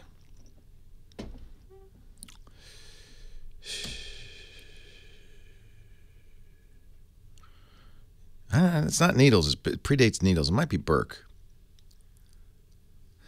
Right. If it's a home theater PC, it probably has HDMI, but I'm guessing it didn't because he was saying volume went up. Burke doesn't believe in anything wireless. Well, then what is the... We've never figured that out. That can't be Burke. It's an employee, right? I mean, it's got to be. And who has Xfinity? Maybe next door? I don't know. That's weird. Somebody's Xfinity router is... Oh, now it's gone. Leo Laporte, the Tech Guy. We were talking, Heather and I, about movies. I just finally saw The Imitation Game, which is a movie about Alan Turing, who really, in many ways, is the father of modern computing. He kind of, in his mind, because the technology didn't exist, invented the modern computer. And built a mechanical version during World War II in Great Britain at the famous Bletchley Park, which was the code-breaking arm of the British Army. They were tasked with solving this amazing encryption device the Germans had invented called the Enigma machine. They even had an Enigma machine, but the device was so cleverly designed that and they changed the code every day that you couldn't decrypt it even if you had a machine. You had to know what the settings were. And Turing, who was a genius mathematician, figured out a way to humans couldn't do it fast enough. But he made a machine that could. And it's an amazing story, and it's all true. Actually, the movie itself was based on a very good book about Alan Turing called, I think, The Enigma. That is a very complete biography of him, and I think is accurate in all respects. I'll have to go back and look, but I'm pretty sure it's accurate in all respects. And boy, is it a moving movie. It's an exciting movie. If you're, it's a historic movie and well done. And Benedict Cumberbatch, who may be better known as the voice of Smaug the Dragon, or Sherlock Holmes on the BBC Sherlock Holmes. He's a wonderful actor. Does a bang-up job of playing Alan Turing. Is highly recommended if you're a geek. The Imitation Game. David, Riverside, California. Leo Laporte, the tech guy. Hey, David. Hi, Leo. Thank you for taking my call. My pleasure. Thanks for calling. What can I do for you? Well, I have an Epson Artisan 810 all-in-one printer, and I cannot figure out how to make it print in just black and white. It is a color printer. I love the Artisan. It's an older printer. I had an Artisan for years. Yeah, I love the printer. Love it, and it's a color printer. It's a photo printer. It was my first Wi-Fi printer, which I loved. I didn't have to plug it into any computer. I just put it wherever I wanted it. That's right. And you're saying you can't print? I have mine hooked up. You can't print black text? Yeah, I mean, there's a lot of times when there's something in color, and I really don't want to waste my. I see what you're saying. Yeah. You want to print a color document, like say a web page, but you don't want the color. You want black and white. Exactly. I don't want to waste my color, and I can't figure out a simple way to just change it to black and white. It's Windows or Mac? Windows. Yeah. I don't know on Windows, but I'm pretty sure this is true on Windows as well. It's in the printer settings. So you'll get, when you print, you'll get a dialog, and there's lots of settings. You may not see all the settings. You may have to go to Advanced or Options. You may even have to go to Page Setup. But somewhere in the printer settings, there is print it in black and white. There's a monochrome setting. There certainly is on the Mac. And in fact, it's a great idea to explore your printer settings. You may have capabilities you did not know about. There's lots of things you can do in the printer settings, and it depends on the operating system. You might have to go to Print Setup or Page Setup. Print Setup for Windows, Page Setup for Mac, to get to the more advanced settings. But look around. The settings are there. Somebody's saying if you go to Advanced Color Options, they call it grayscale. There's grayscale and there's black and white. There's monochrome. Somebody's saying use black and white paper. Yeah, that's a good idea. Take the colored ink out. No, you can get it to print in black and white. And you do probably want to, because it adds up. You can use up those color cartridges very fast. Karen in Sun City. Leo Laporte, the tech guy. Hi, Karen. Hi, Leo. How are you doing today? I'm well. How are you? Not so good. Oh, no. What's the matter? I've been having trouble. Somebody's been hacking me it'll be 2 years in April. I've bought new hard drives. I've bought new phones. I've done everything I know how to do. I'm not real good about the networking thing. I don't know how any of that works as far as somebody's on there. They take the files. They can do it right when I'm right in front of me. They'll disappear off the desktop. Okay, first of all, my best guess is it's not the case that you're being hacked. There may be something else going on, but it's rare that you will have, unless you have incurred the wrath of a hacker. I may have. You've done something you think. How would I know the difference? Well, most people don't have the opportunity to incur the wrath of a hacker. That's a rare thing. So it's been going on for most hackers, you know, for somebody to do this over a 2-year period means they'd really have to have it out for you. Yeah. So unless you know you have an enemy. You seem like a nice person. Have you made enemies? No, you know what? I am a nice person, but I do know of someone that I used to work with that. Yeah. Okay. Sometimes ex-boyfriends will do this. Sometimes coworkers who've got a thing for you might do it. Maybe your neighbor just doesn't like you. So let's talk about the symptoms and make sure that you really are being hacked. So, what has been going on? Okay, basically it takes over my computer where I can't do anything on it. Like if I try to plug in a USB zip little drive, it'll make it where those can't work. It'll block websites that would be able to help me. It blocked your website. So what do you get when you try to go to Tech Guy Labs? It went to it this morning, but that's something I hadn't tried for a while. Okay. But the one that I was at last night looking at, today when I went to it, it worked for a few minutes. Then when I looked back up, it was gone. And when I tried to turn it back on, it was just a bunch of jumbled stuff that I couldn't read. It just sounds like your computer's a little bit messed up. But I just wiped this hard drive night before last. Okay, I mean, you sounds like you might be a sophisticated user. You know how to wipe a hard drive, reinstall Windows, all of that. Yeah. And you've done that. I have done it so many times. And we always say do that because unless you do that, you don't. If there is something on your system, you can't really be sure it's gone unless you fully erase the system and install it. And you're installing it from a Windows install disk or a system recovery disk, a known good source. It's the one that came with the computer. And it's a CD or a DVD? It's a CD. Yeah. Well, that's a known good source. You can't modify a CD. Yeah. If it came from the computer manufacturer, sounds like you do have something on there. Oh, it's awful. I'm serious. I have lost jobs over this. It's affected my phone, my whole life. I would get rid of the computer. Have you thought of that? You know what? I've spent so much money on this. I really can't afford to get a new. Yeah, that's three sad. computers down with this. 3 computers. Wait a minute. So this is you would get a new computer and then it would happen again? Yeah, it's happened. I've got 3 computers in this room right now that Does anybody have physical access to your stuff? No one whatsoever. I'm sure they're getting through somehow through my internet access. I'm guessing. When you connect to the internet, you're going through a router, right? Yeah. Yeah. Now I have to say, we've talked about this before. Probably not enough. In fact, I'm going to do a little thing on it because it is possible to corrupt somebody's router and hack it.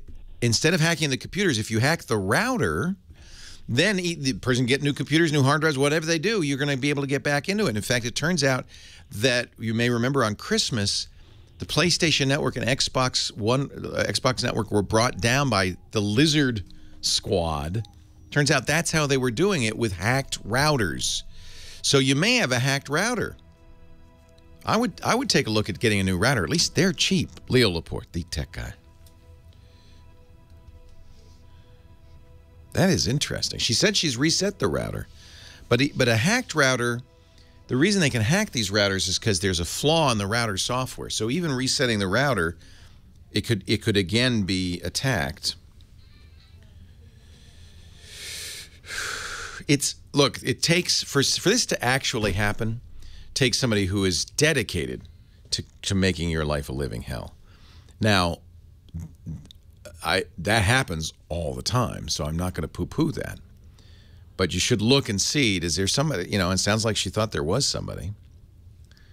And if you had, for instance, a hacked router, that could be it. What I would love, she's in Sun City, is to send somebody over there who knows what they're doing and take a look at that.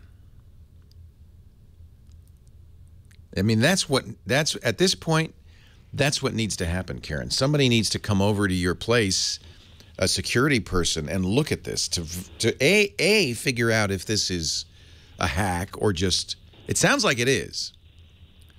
Sounds like it is. So did you try getting a new router? No, I haven't got a new router, no. Okay, here's a couple of things you do. I know the computers are pretty much useless if you're not online, but if you reformat and reinstall a computer, not all of them, and don't connect that computer to the network at all, and see if it acts normally at that point. And if it does, now I understand that some of the abnormal stuff is online, so you're not going to be able to test it fully. But if you don't see disappearing icons and weird stuff, then maybe it's coming in through the internet. Maybe it's the router. I would love to get, I mean, what you really need is a security expert to come out here and look. Yeah, and I'm serious. This is driving me nuts. I have lost jobs over this. We had a fire in our home, and people weren't able to contact me through my phone. It's on my phone also. Your phone? How is your phone not working? Well, I had an iPhone, and I couldn't. They took all my pictures were taken off my phone. My email addresses. This is like everything revolving the internet and me. It's just gone down. Somebody gets in, and it's like they know what my passwords are. I've got two books with passwords and usernames in it because I have had to change them so many times because Apple says change your Apple ID, and change your email address, reset your password. I've got 2 books worth of that stuff just to keep track. I mean, I'm losing my mind. I don't blame you. I think we need to find you a security guy who can come in and really look at this. Maybe call the computer science department at a nearby school or community college and say, I need a volunteer. This is driving me crazy. I need somebody who knows what they're doing to come in and take a look at this. Oh, that's a wonderful idea. That is. And I think a kid who's you want somebody who's a security. Now, be careful about, they might assume, as I initially did, that you're nuts. So, yeah, I know everybody does. Everybody does. But I have to say, as you continue to talk, it sounds like it's possible. So I would downplay it a little bit. Just say, I'd like somebody to come in and verify this for me.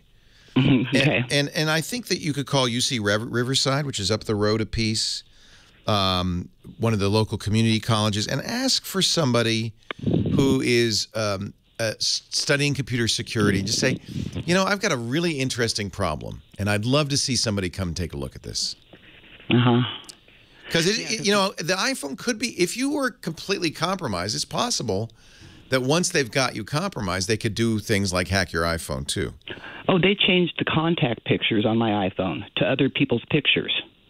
And, Apple tells me, well, that's impossible. They'd have to have access to your phone. No one has had access to my phone. Believe me, after all this stuff, nobody sees nothing of mine. It's right here with me. That's so weird.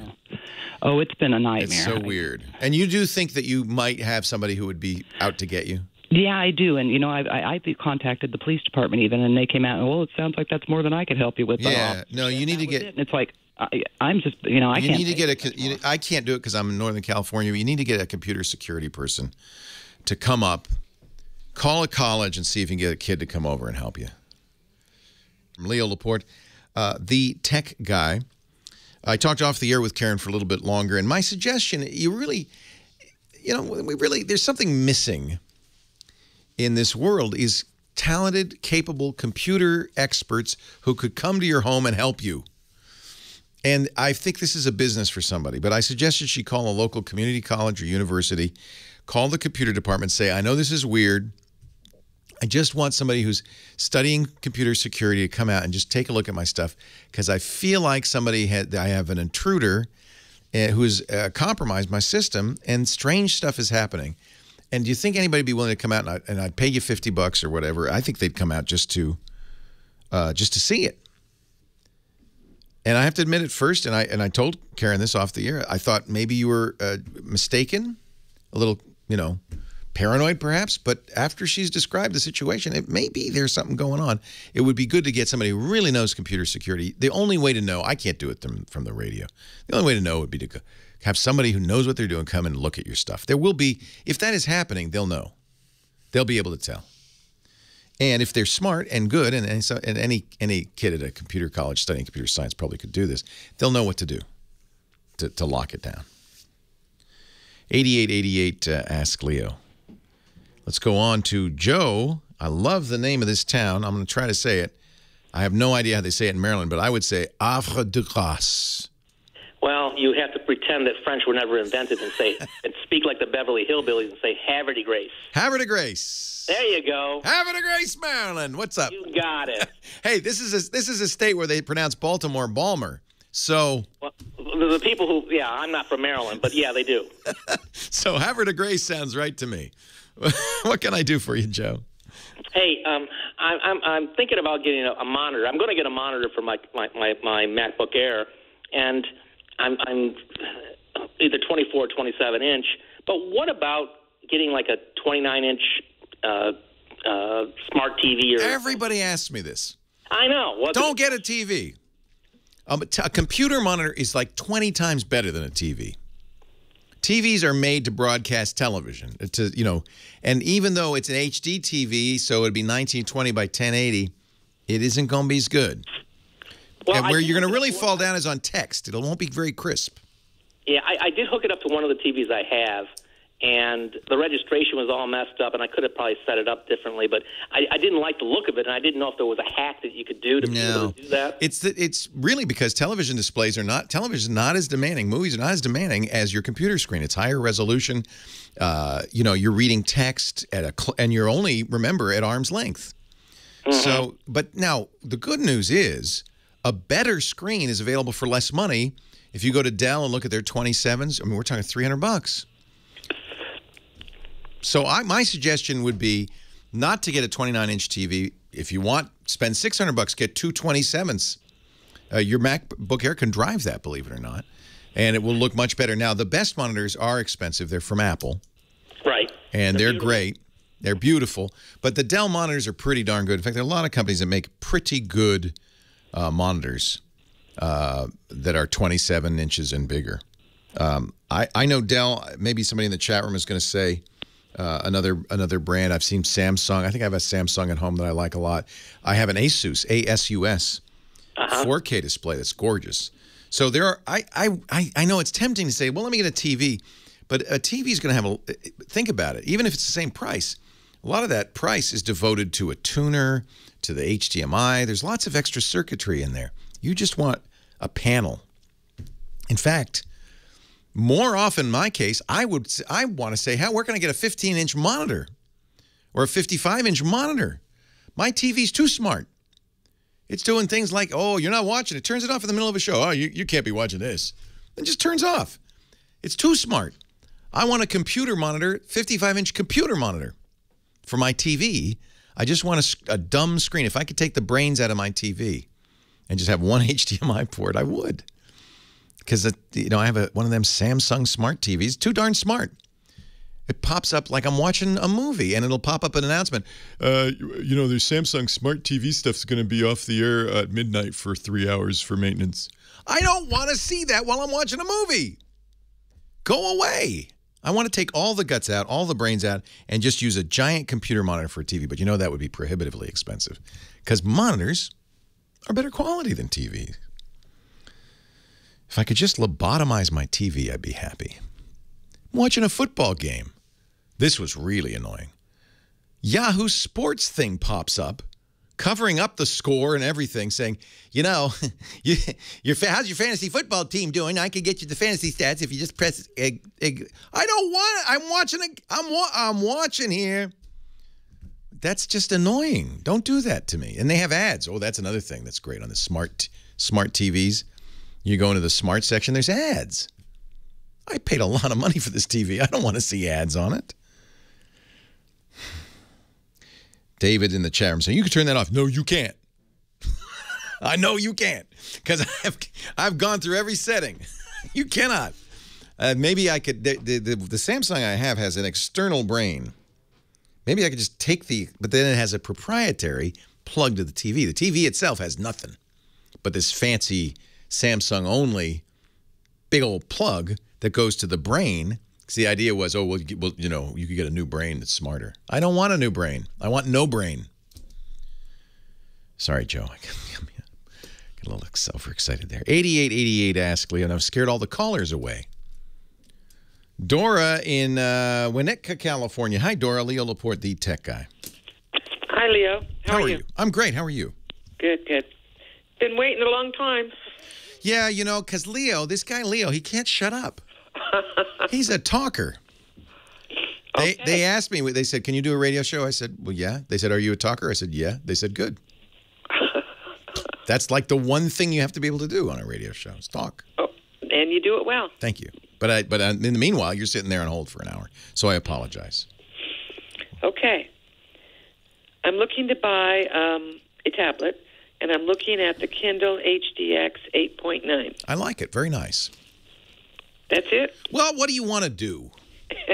Well, from what I read, it can be a portable computer. It's loaded with Microsoft, Word, Excel, etc. I can download movies, which is what I want to do. I'm going to be visiting some relatives in New York who don't have Wi-Fi. So if I download movies to the tablet, then we can play them on their TV. Yeah, the key on the Amazon tablets, they're very inexpensive, aren't they? And the reason is, and Jeff Bezos, the chairman of Amazon's, even said this, we don't have to make money on the tablet. We make money when you use it. The Amazon tablets are really designed to make it easy to watch movies from Amazon Prime and TV shows, to buy books with the Kindle. It's an Amazon device. It has a browser. It does have an app store. Amazon has its own app store with many of the same apps. It's Android, but it's kind of we call it skinned. It's an Android where Amazon has put its own stuff on top of it, so you wouldn't necessarily recognize it as Android. But many Android apps are available for it. So for what it is and for the price it is, it's got a great screen. I think it's a good choice. Okay. Yeah. And then a question I have is I have an HDMI cable where I can connect my laptop to the TV. Now, what would I need to connect the tablet to the TV? Some tablets, and I'm not sure about this Kindle Fire, but some tablets will allow you to have a mini HDMI connector. I don't think, I'm almost positive, I'm almost certain this one does not. So you'll be using another technique. It's called Miracast or maybe something like it to broadcast to the TV, not cable. Leo Laporte, the tech guy.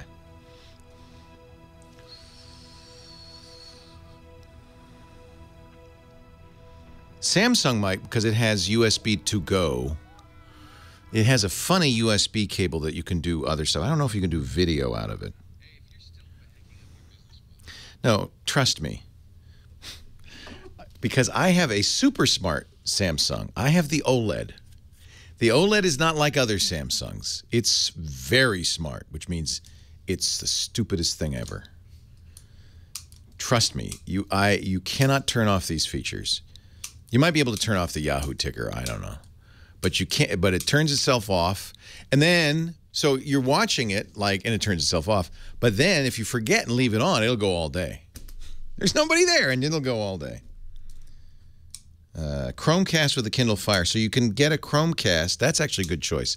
For an additional $35, you get a Chromecast. And then Netflix, Amazon won't do it, but the Netflix will do it.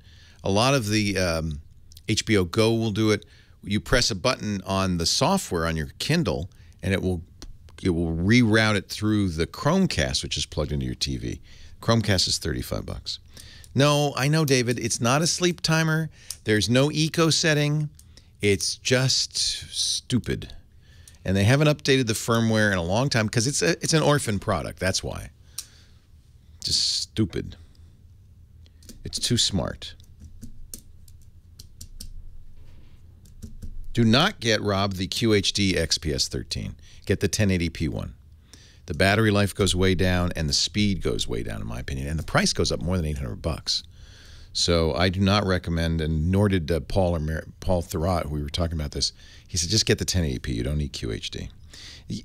Everything's too small anyway on a screen that size. It's a 12-inch screen with QHD.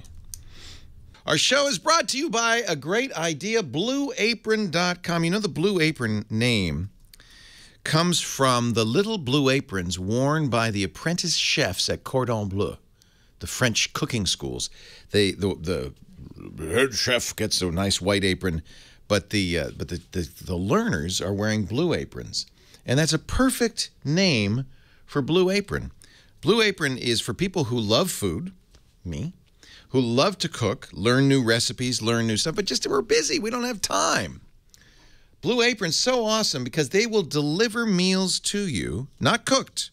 You just get all the ingredients, every ingredient you need to make an amazing meal. These are the meals this week. Pistachio-crusted catfish with clementine salad, Israeli couscous, and roasted fennel. Mexican-style rice and beef casserole with black beans and Monterey Jack cheese. Chicken mulligatawny soup. Cremini and porcini mushroom barley soup. Oh, my goodness. Soup time, isn't it? So the beauty of this is, for about $9.99 per person per meal, they'll send you a refrigerated box with exactly the right high-quality ingredients in exactly the right proportions. Plus, you get this great card in it. Let me see if I can find a picture of it. With the recipes on it and pictures and everything. There they are. And these are, by the way, coated stock, so they're suitable for saving. It's really going to, it's a great way to learn how to cook something. The ingredients come from local farms. You're getting produce that's in season at the peak of freshness. Delicious meals, 500 to 700 calories per serving. They're very healthful. A lot of fresh ingredients. Take you about half an hour to make. So if you're coming home, you're tired, you don't want to go shopping this is perfect. Make an amazing meal. And you know what, guys? I just got to tell you, there's nothing more romantic than making an amazing dinner for two. You will blow her away. She'll go, wow. You provide the candles. Blue Apron does the rest. They'll work around your schedule, your dietary preferences. So you don't, you'll see what the menu is. You never get the same thing twice, by the way, which is really nice. Thai shrimp soup with jasmine rice. Look at that. That's a cremini mushroom, isn't it? Winter squash gratin with almonds, saffron, and cardamom. I don't even know what cardamom... I didn't know what cardamom was until Blue Apron, and now I love it. Meals each week based on your dietary preferences. All plans are commitment-free, so you don't feel like you're going to suddenly, wow, what am I going to do with all this food? Blue Apron's great, and if you go to blueapron.com/twit, you're going to get your first 2 meals free.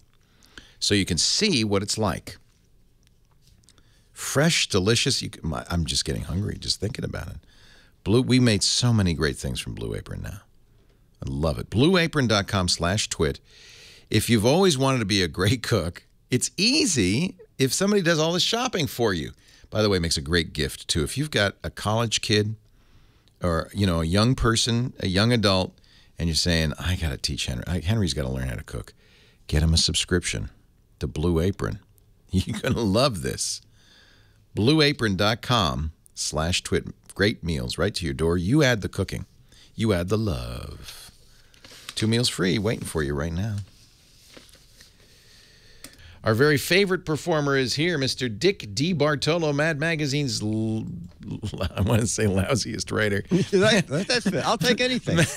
Maddest writer. Actually, he's a very good writer. He's also our Gizwiz. Each week he comes, and he's a little under, and talks about gadgets, a little under the weather today because you were at CES.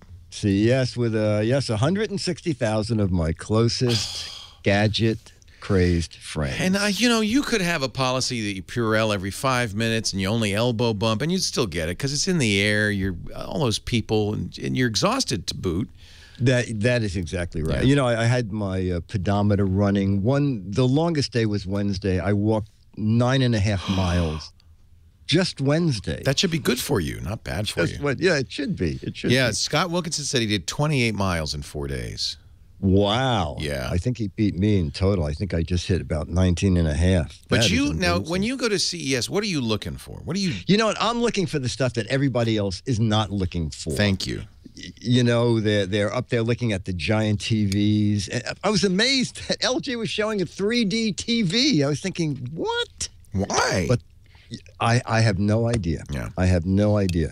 And there was only 2 3D TVs. The other company was, I think, Changhang, and it was showing a 3D TV that you don't need glasses for. Oh, and how was that? By the way, remember that was the big thing, glasses-free 3D, it's the greatest thing. Yes. And I kept saying, no, it's not going to work. And then it's died out. But these Changhang guys still do it.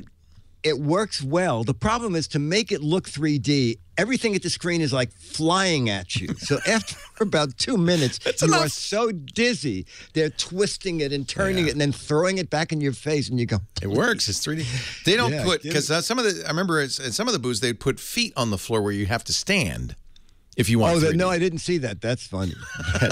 Stand here. Don't move. Oh, that's great. That's great. Then it'll be 3D. Yeah. So what did you like? Did you see anything cool? Well, first of all, IBM. Lenovo had something amazing because I knew the guy. I said, Dick, don't run out. I want to show you this LaVZ notebook. So this is 1 pound lighter than the Mac Air book.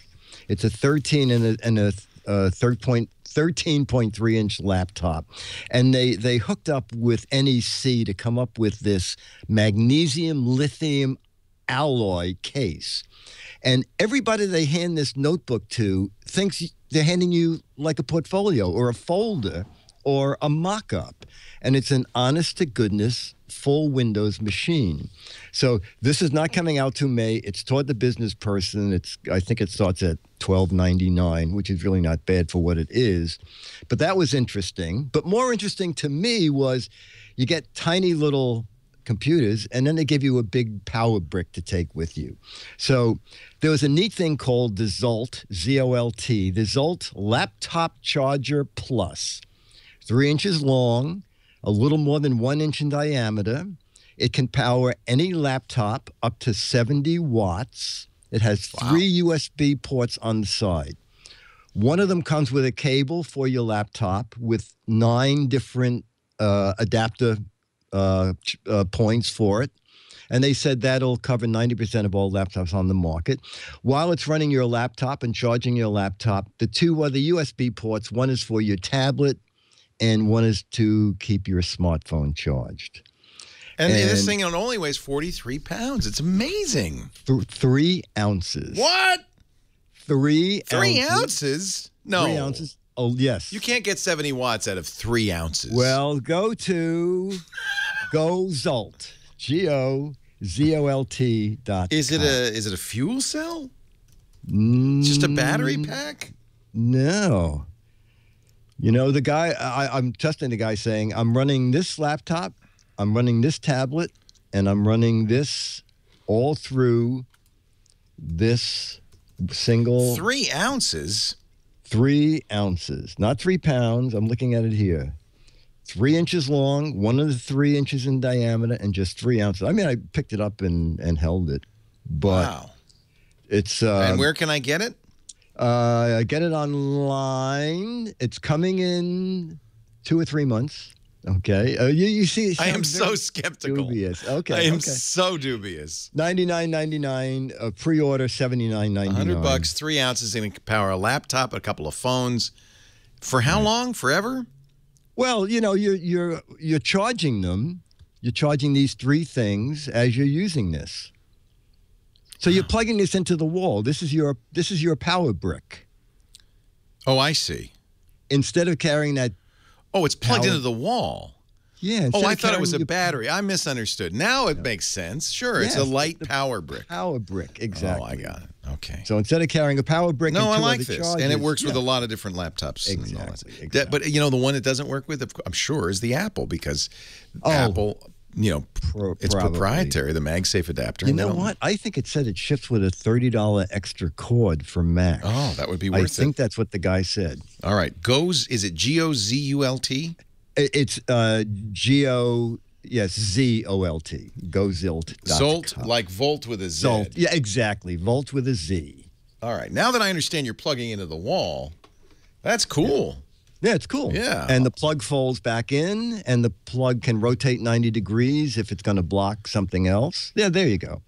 Comes in 3 colors. But they don't, see, I'm on the website. They don't show the cable coming out of it and going into the wall. That's why I'm a little confused. Yeah.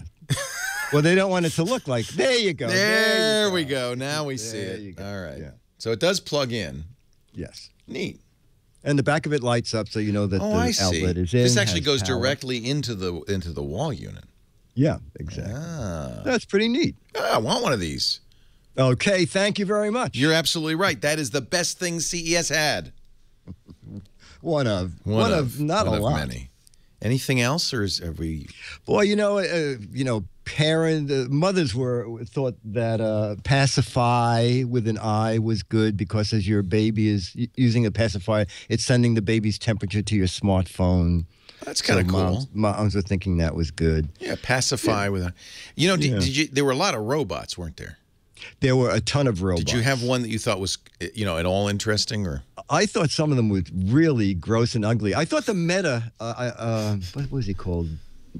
Metabot. Metabot is a robot hospitals use so that if kids are going in for different therapies, the robot interacts with them, but he's programmed to talk to the kid about what's going to happen. Yeah, we talked about that on the Gizwiz this week. Yo, that's right. Yes, thank you for stopping by for episode 1500. And I was so thankful you said, Dick, on Saturday I have a radio show, because I thought you had fallen out of the business once you quit Gizwiz. You don't hear from me for a couple of years. You go, well, I guess he doesn't. I guess he died. No, and then I'm looking at this is like so professional. Dick is here every week, believe it or not, at about this time to talk about great gadgets, and there's 3 right there. Perfect. 3 right there. The Metabot, the Zolt, and the other thing that you talked about that I already forgot about. The Lenovo The Lenovo. The new. There you go. The new X. See, I think they're going to. I think this is probably based on the new Intel chip. We were talking about this, the 5th generation Broadwell chips, which are going to be everywhere. Dell announced its new XPS 13-inch. That's beautiful. So we're going to see super light, super thin, super good battery life. Yes, absolutely. All right, Dickie D. Thank you so much. What's up? Have a great one. The Gizwiz will be a little later today because the iPad Today show is coming up on the Twit network after the radio show. And then Dickie D and his Fizzy Gizzy. I want to thank, I guess I don't have, do I have time for one more? I'm going to try to sneak in a call. It's going to be tight. Chuck and T.O. Hi, I'm not going to say Thousand Oaks because that would use up too much time. Welcome. Hey, this is Chuck. Hi, Chuck. Well, yeah, but you're in Thousand Oaks. I am in Thousand Oaks, and I have a quick question for you as a long-time listener. Thank you. I'm a Time Warner subscriber, and my bill keeps creeping up, and I want to replace the router, and I don't know what kind of router to buy and how easy or difficult it will be to. It's easy, but you do need to get a router that's compatible. Time Warner will have a list somewhere hidden on their website. Same with almost all cable companies now. They're raising the rental on the router, and it's almost always better to have your own cable modem.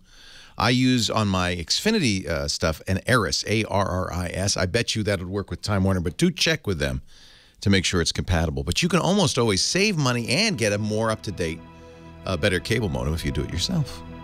Thanks for the call. Leo Laporte, the Tech Guy. Have a great Geek Week. Well, that's it for the Tech Guy Show for today. I'm Leo Laporte. Thank you so much for joining us. Don't forget, the Tech Guy is just the tip of the iceberg. We do nearly 30 shows now on the Twit Netcast Network, and you'll find them all at twit.tv. We talk about Windows on Windows Weekly, Macintosh on Mac Break Weekly, iPad on iPad Today. You get your daily dose of tech news from Tech News Today, and our weekly roundtable show, This Week in Tech. It's all at twit.tv. And I'll be back next time with another great Tech Guy podcast. Thanks for joining me. See you next time.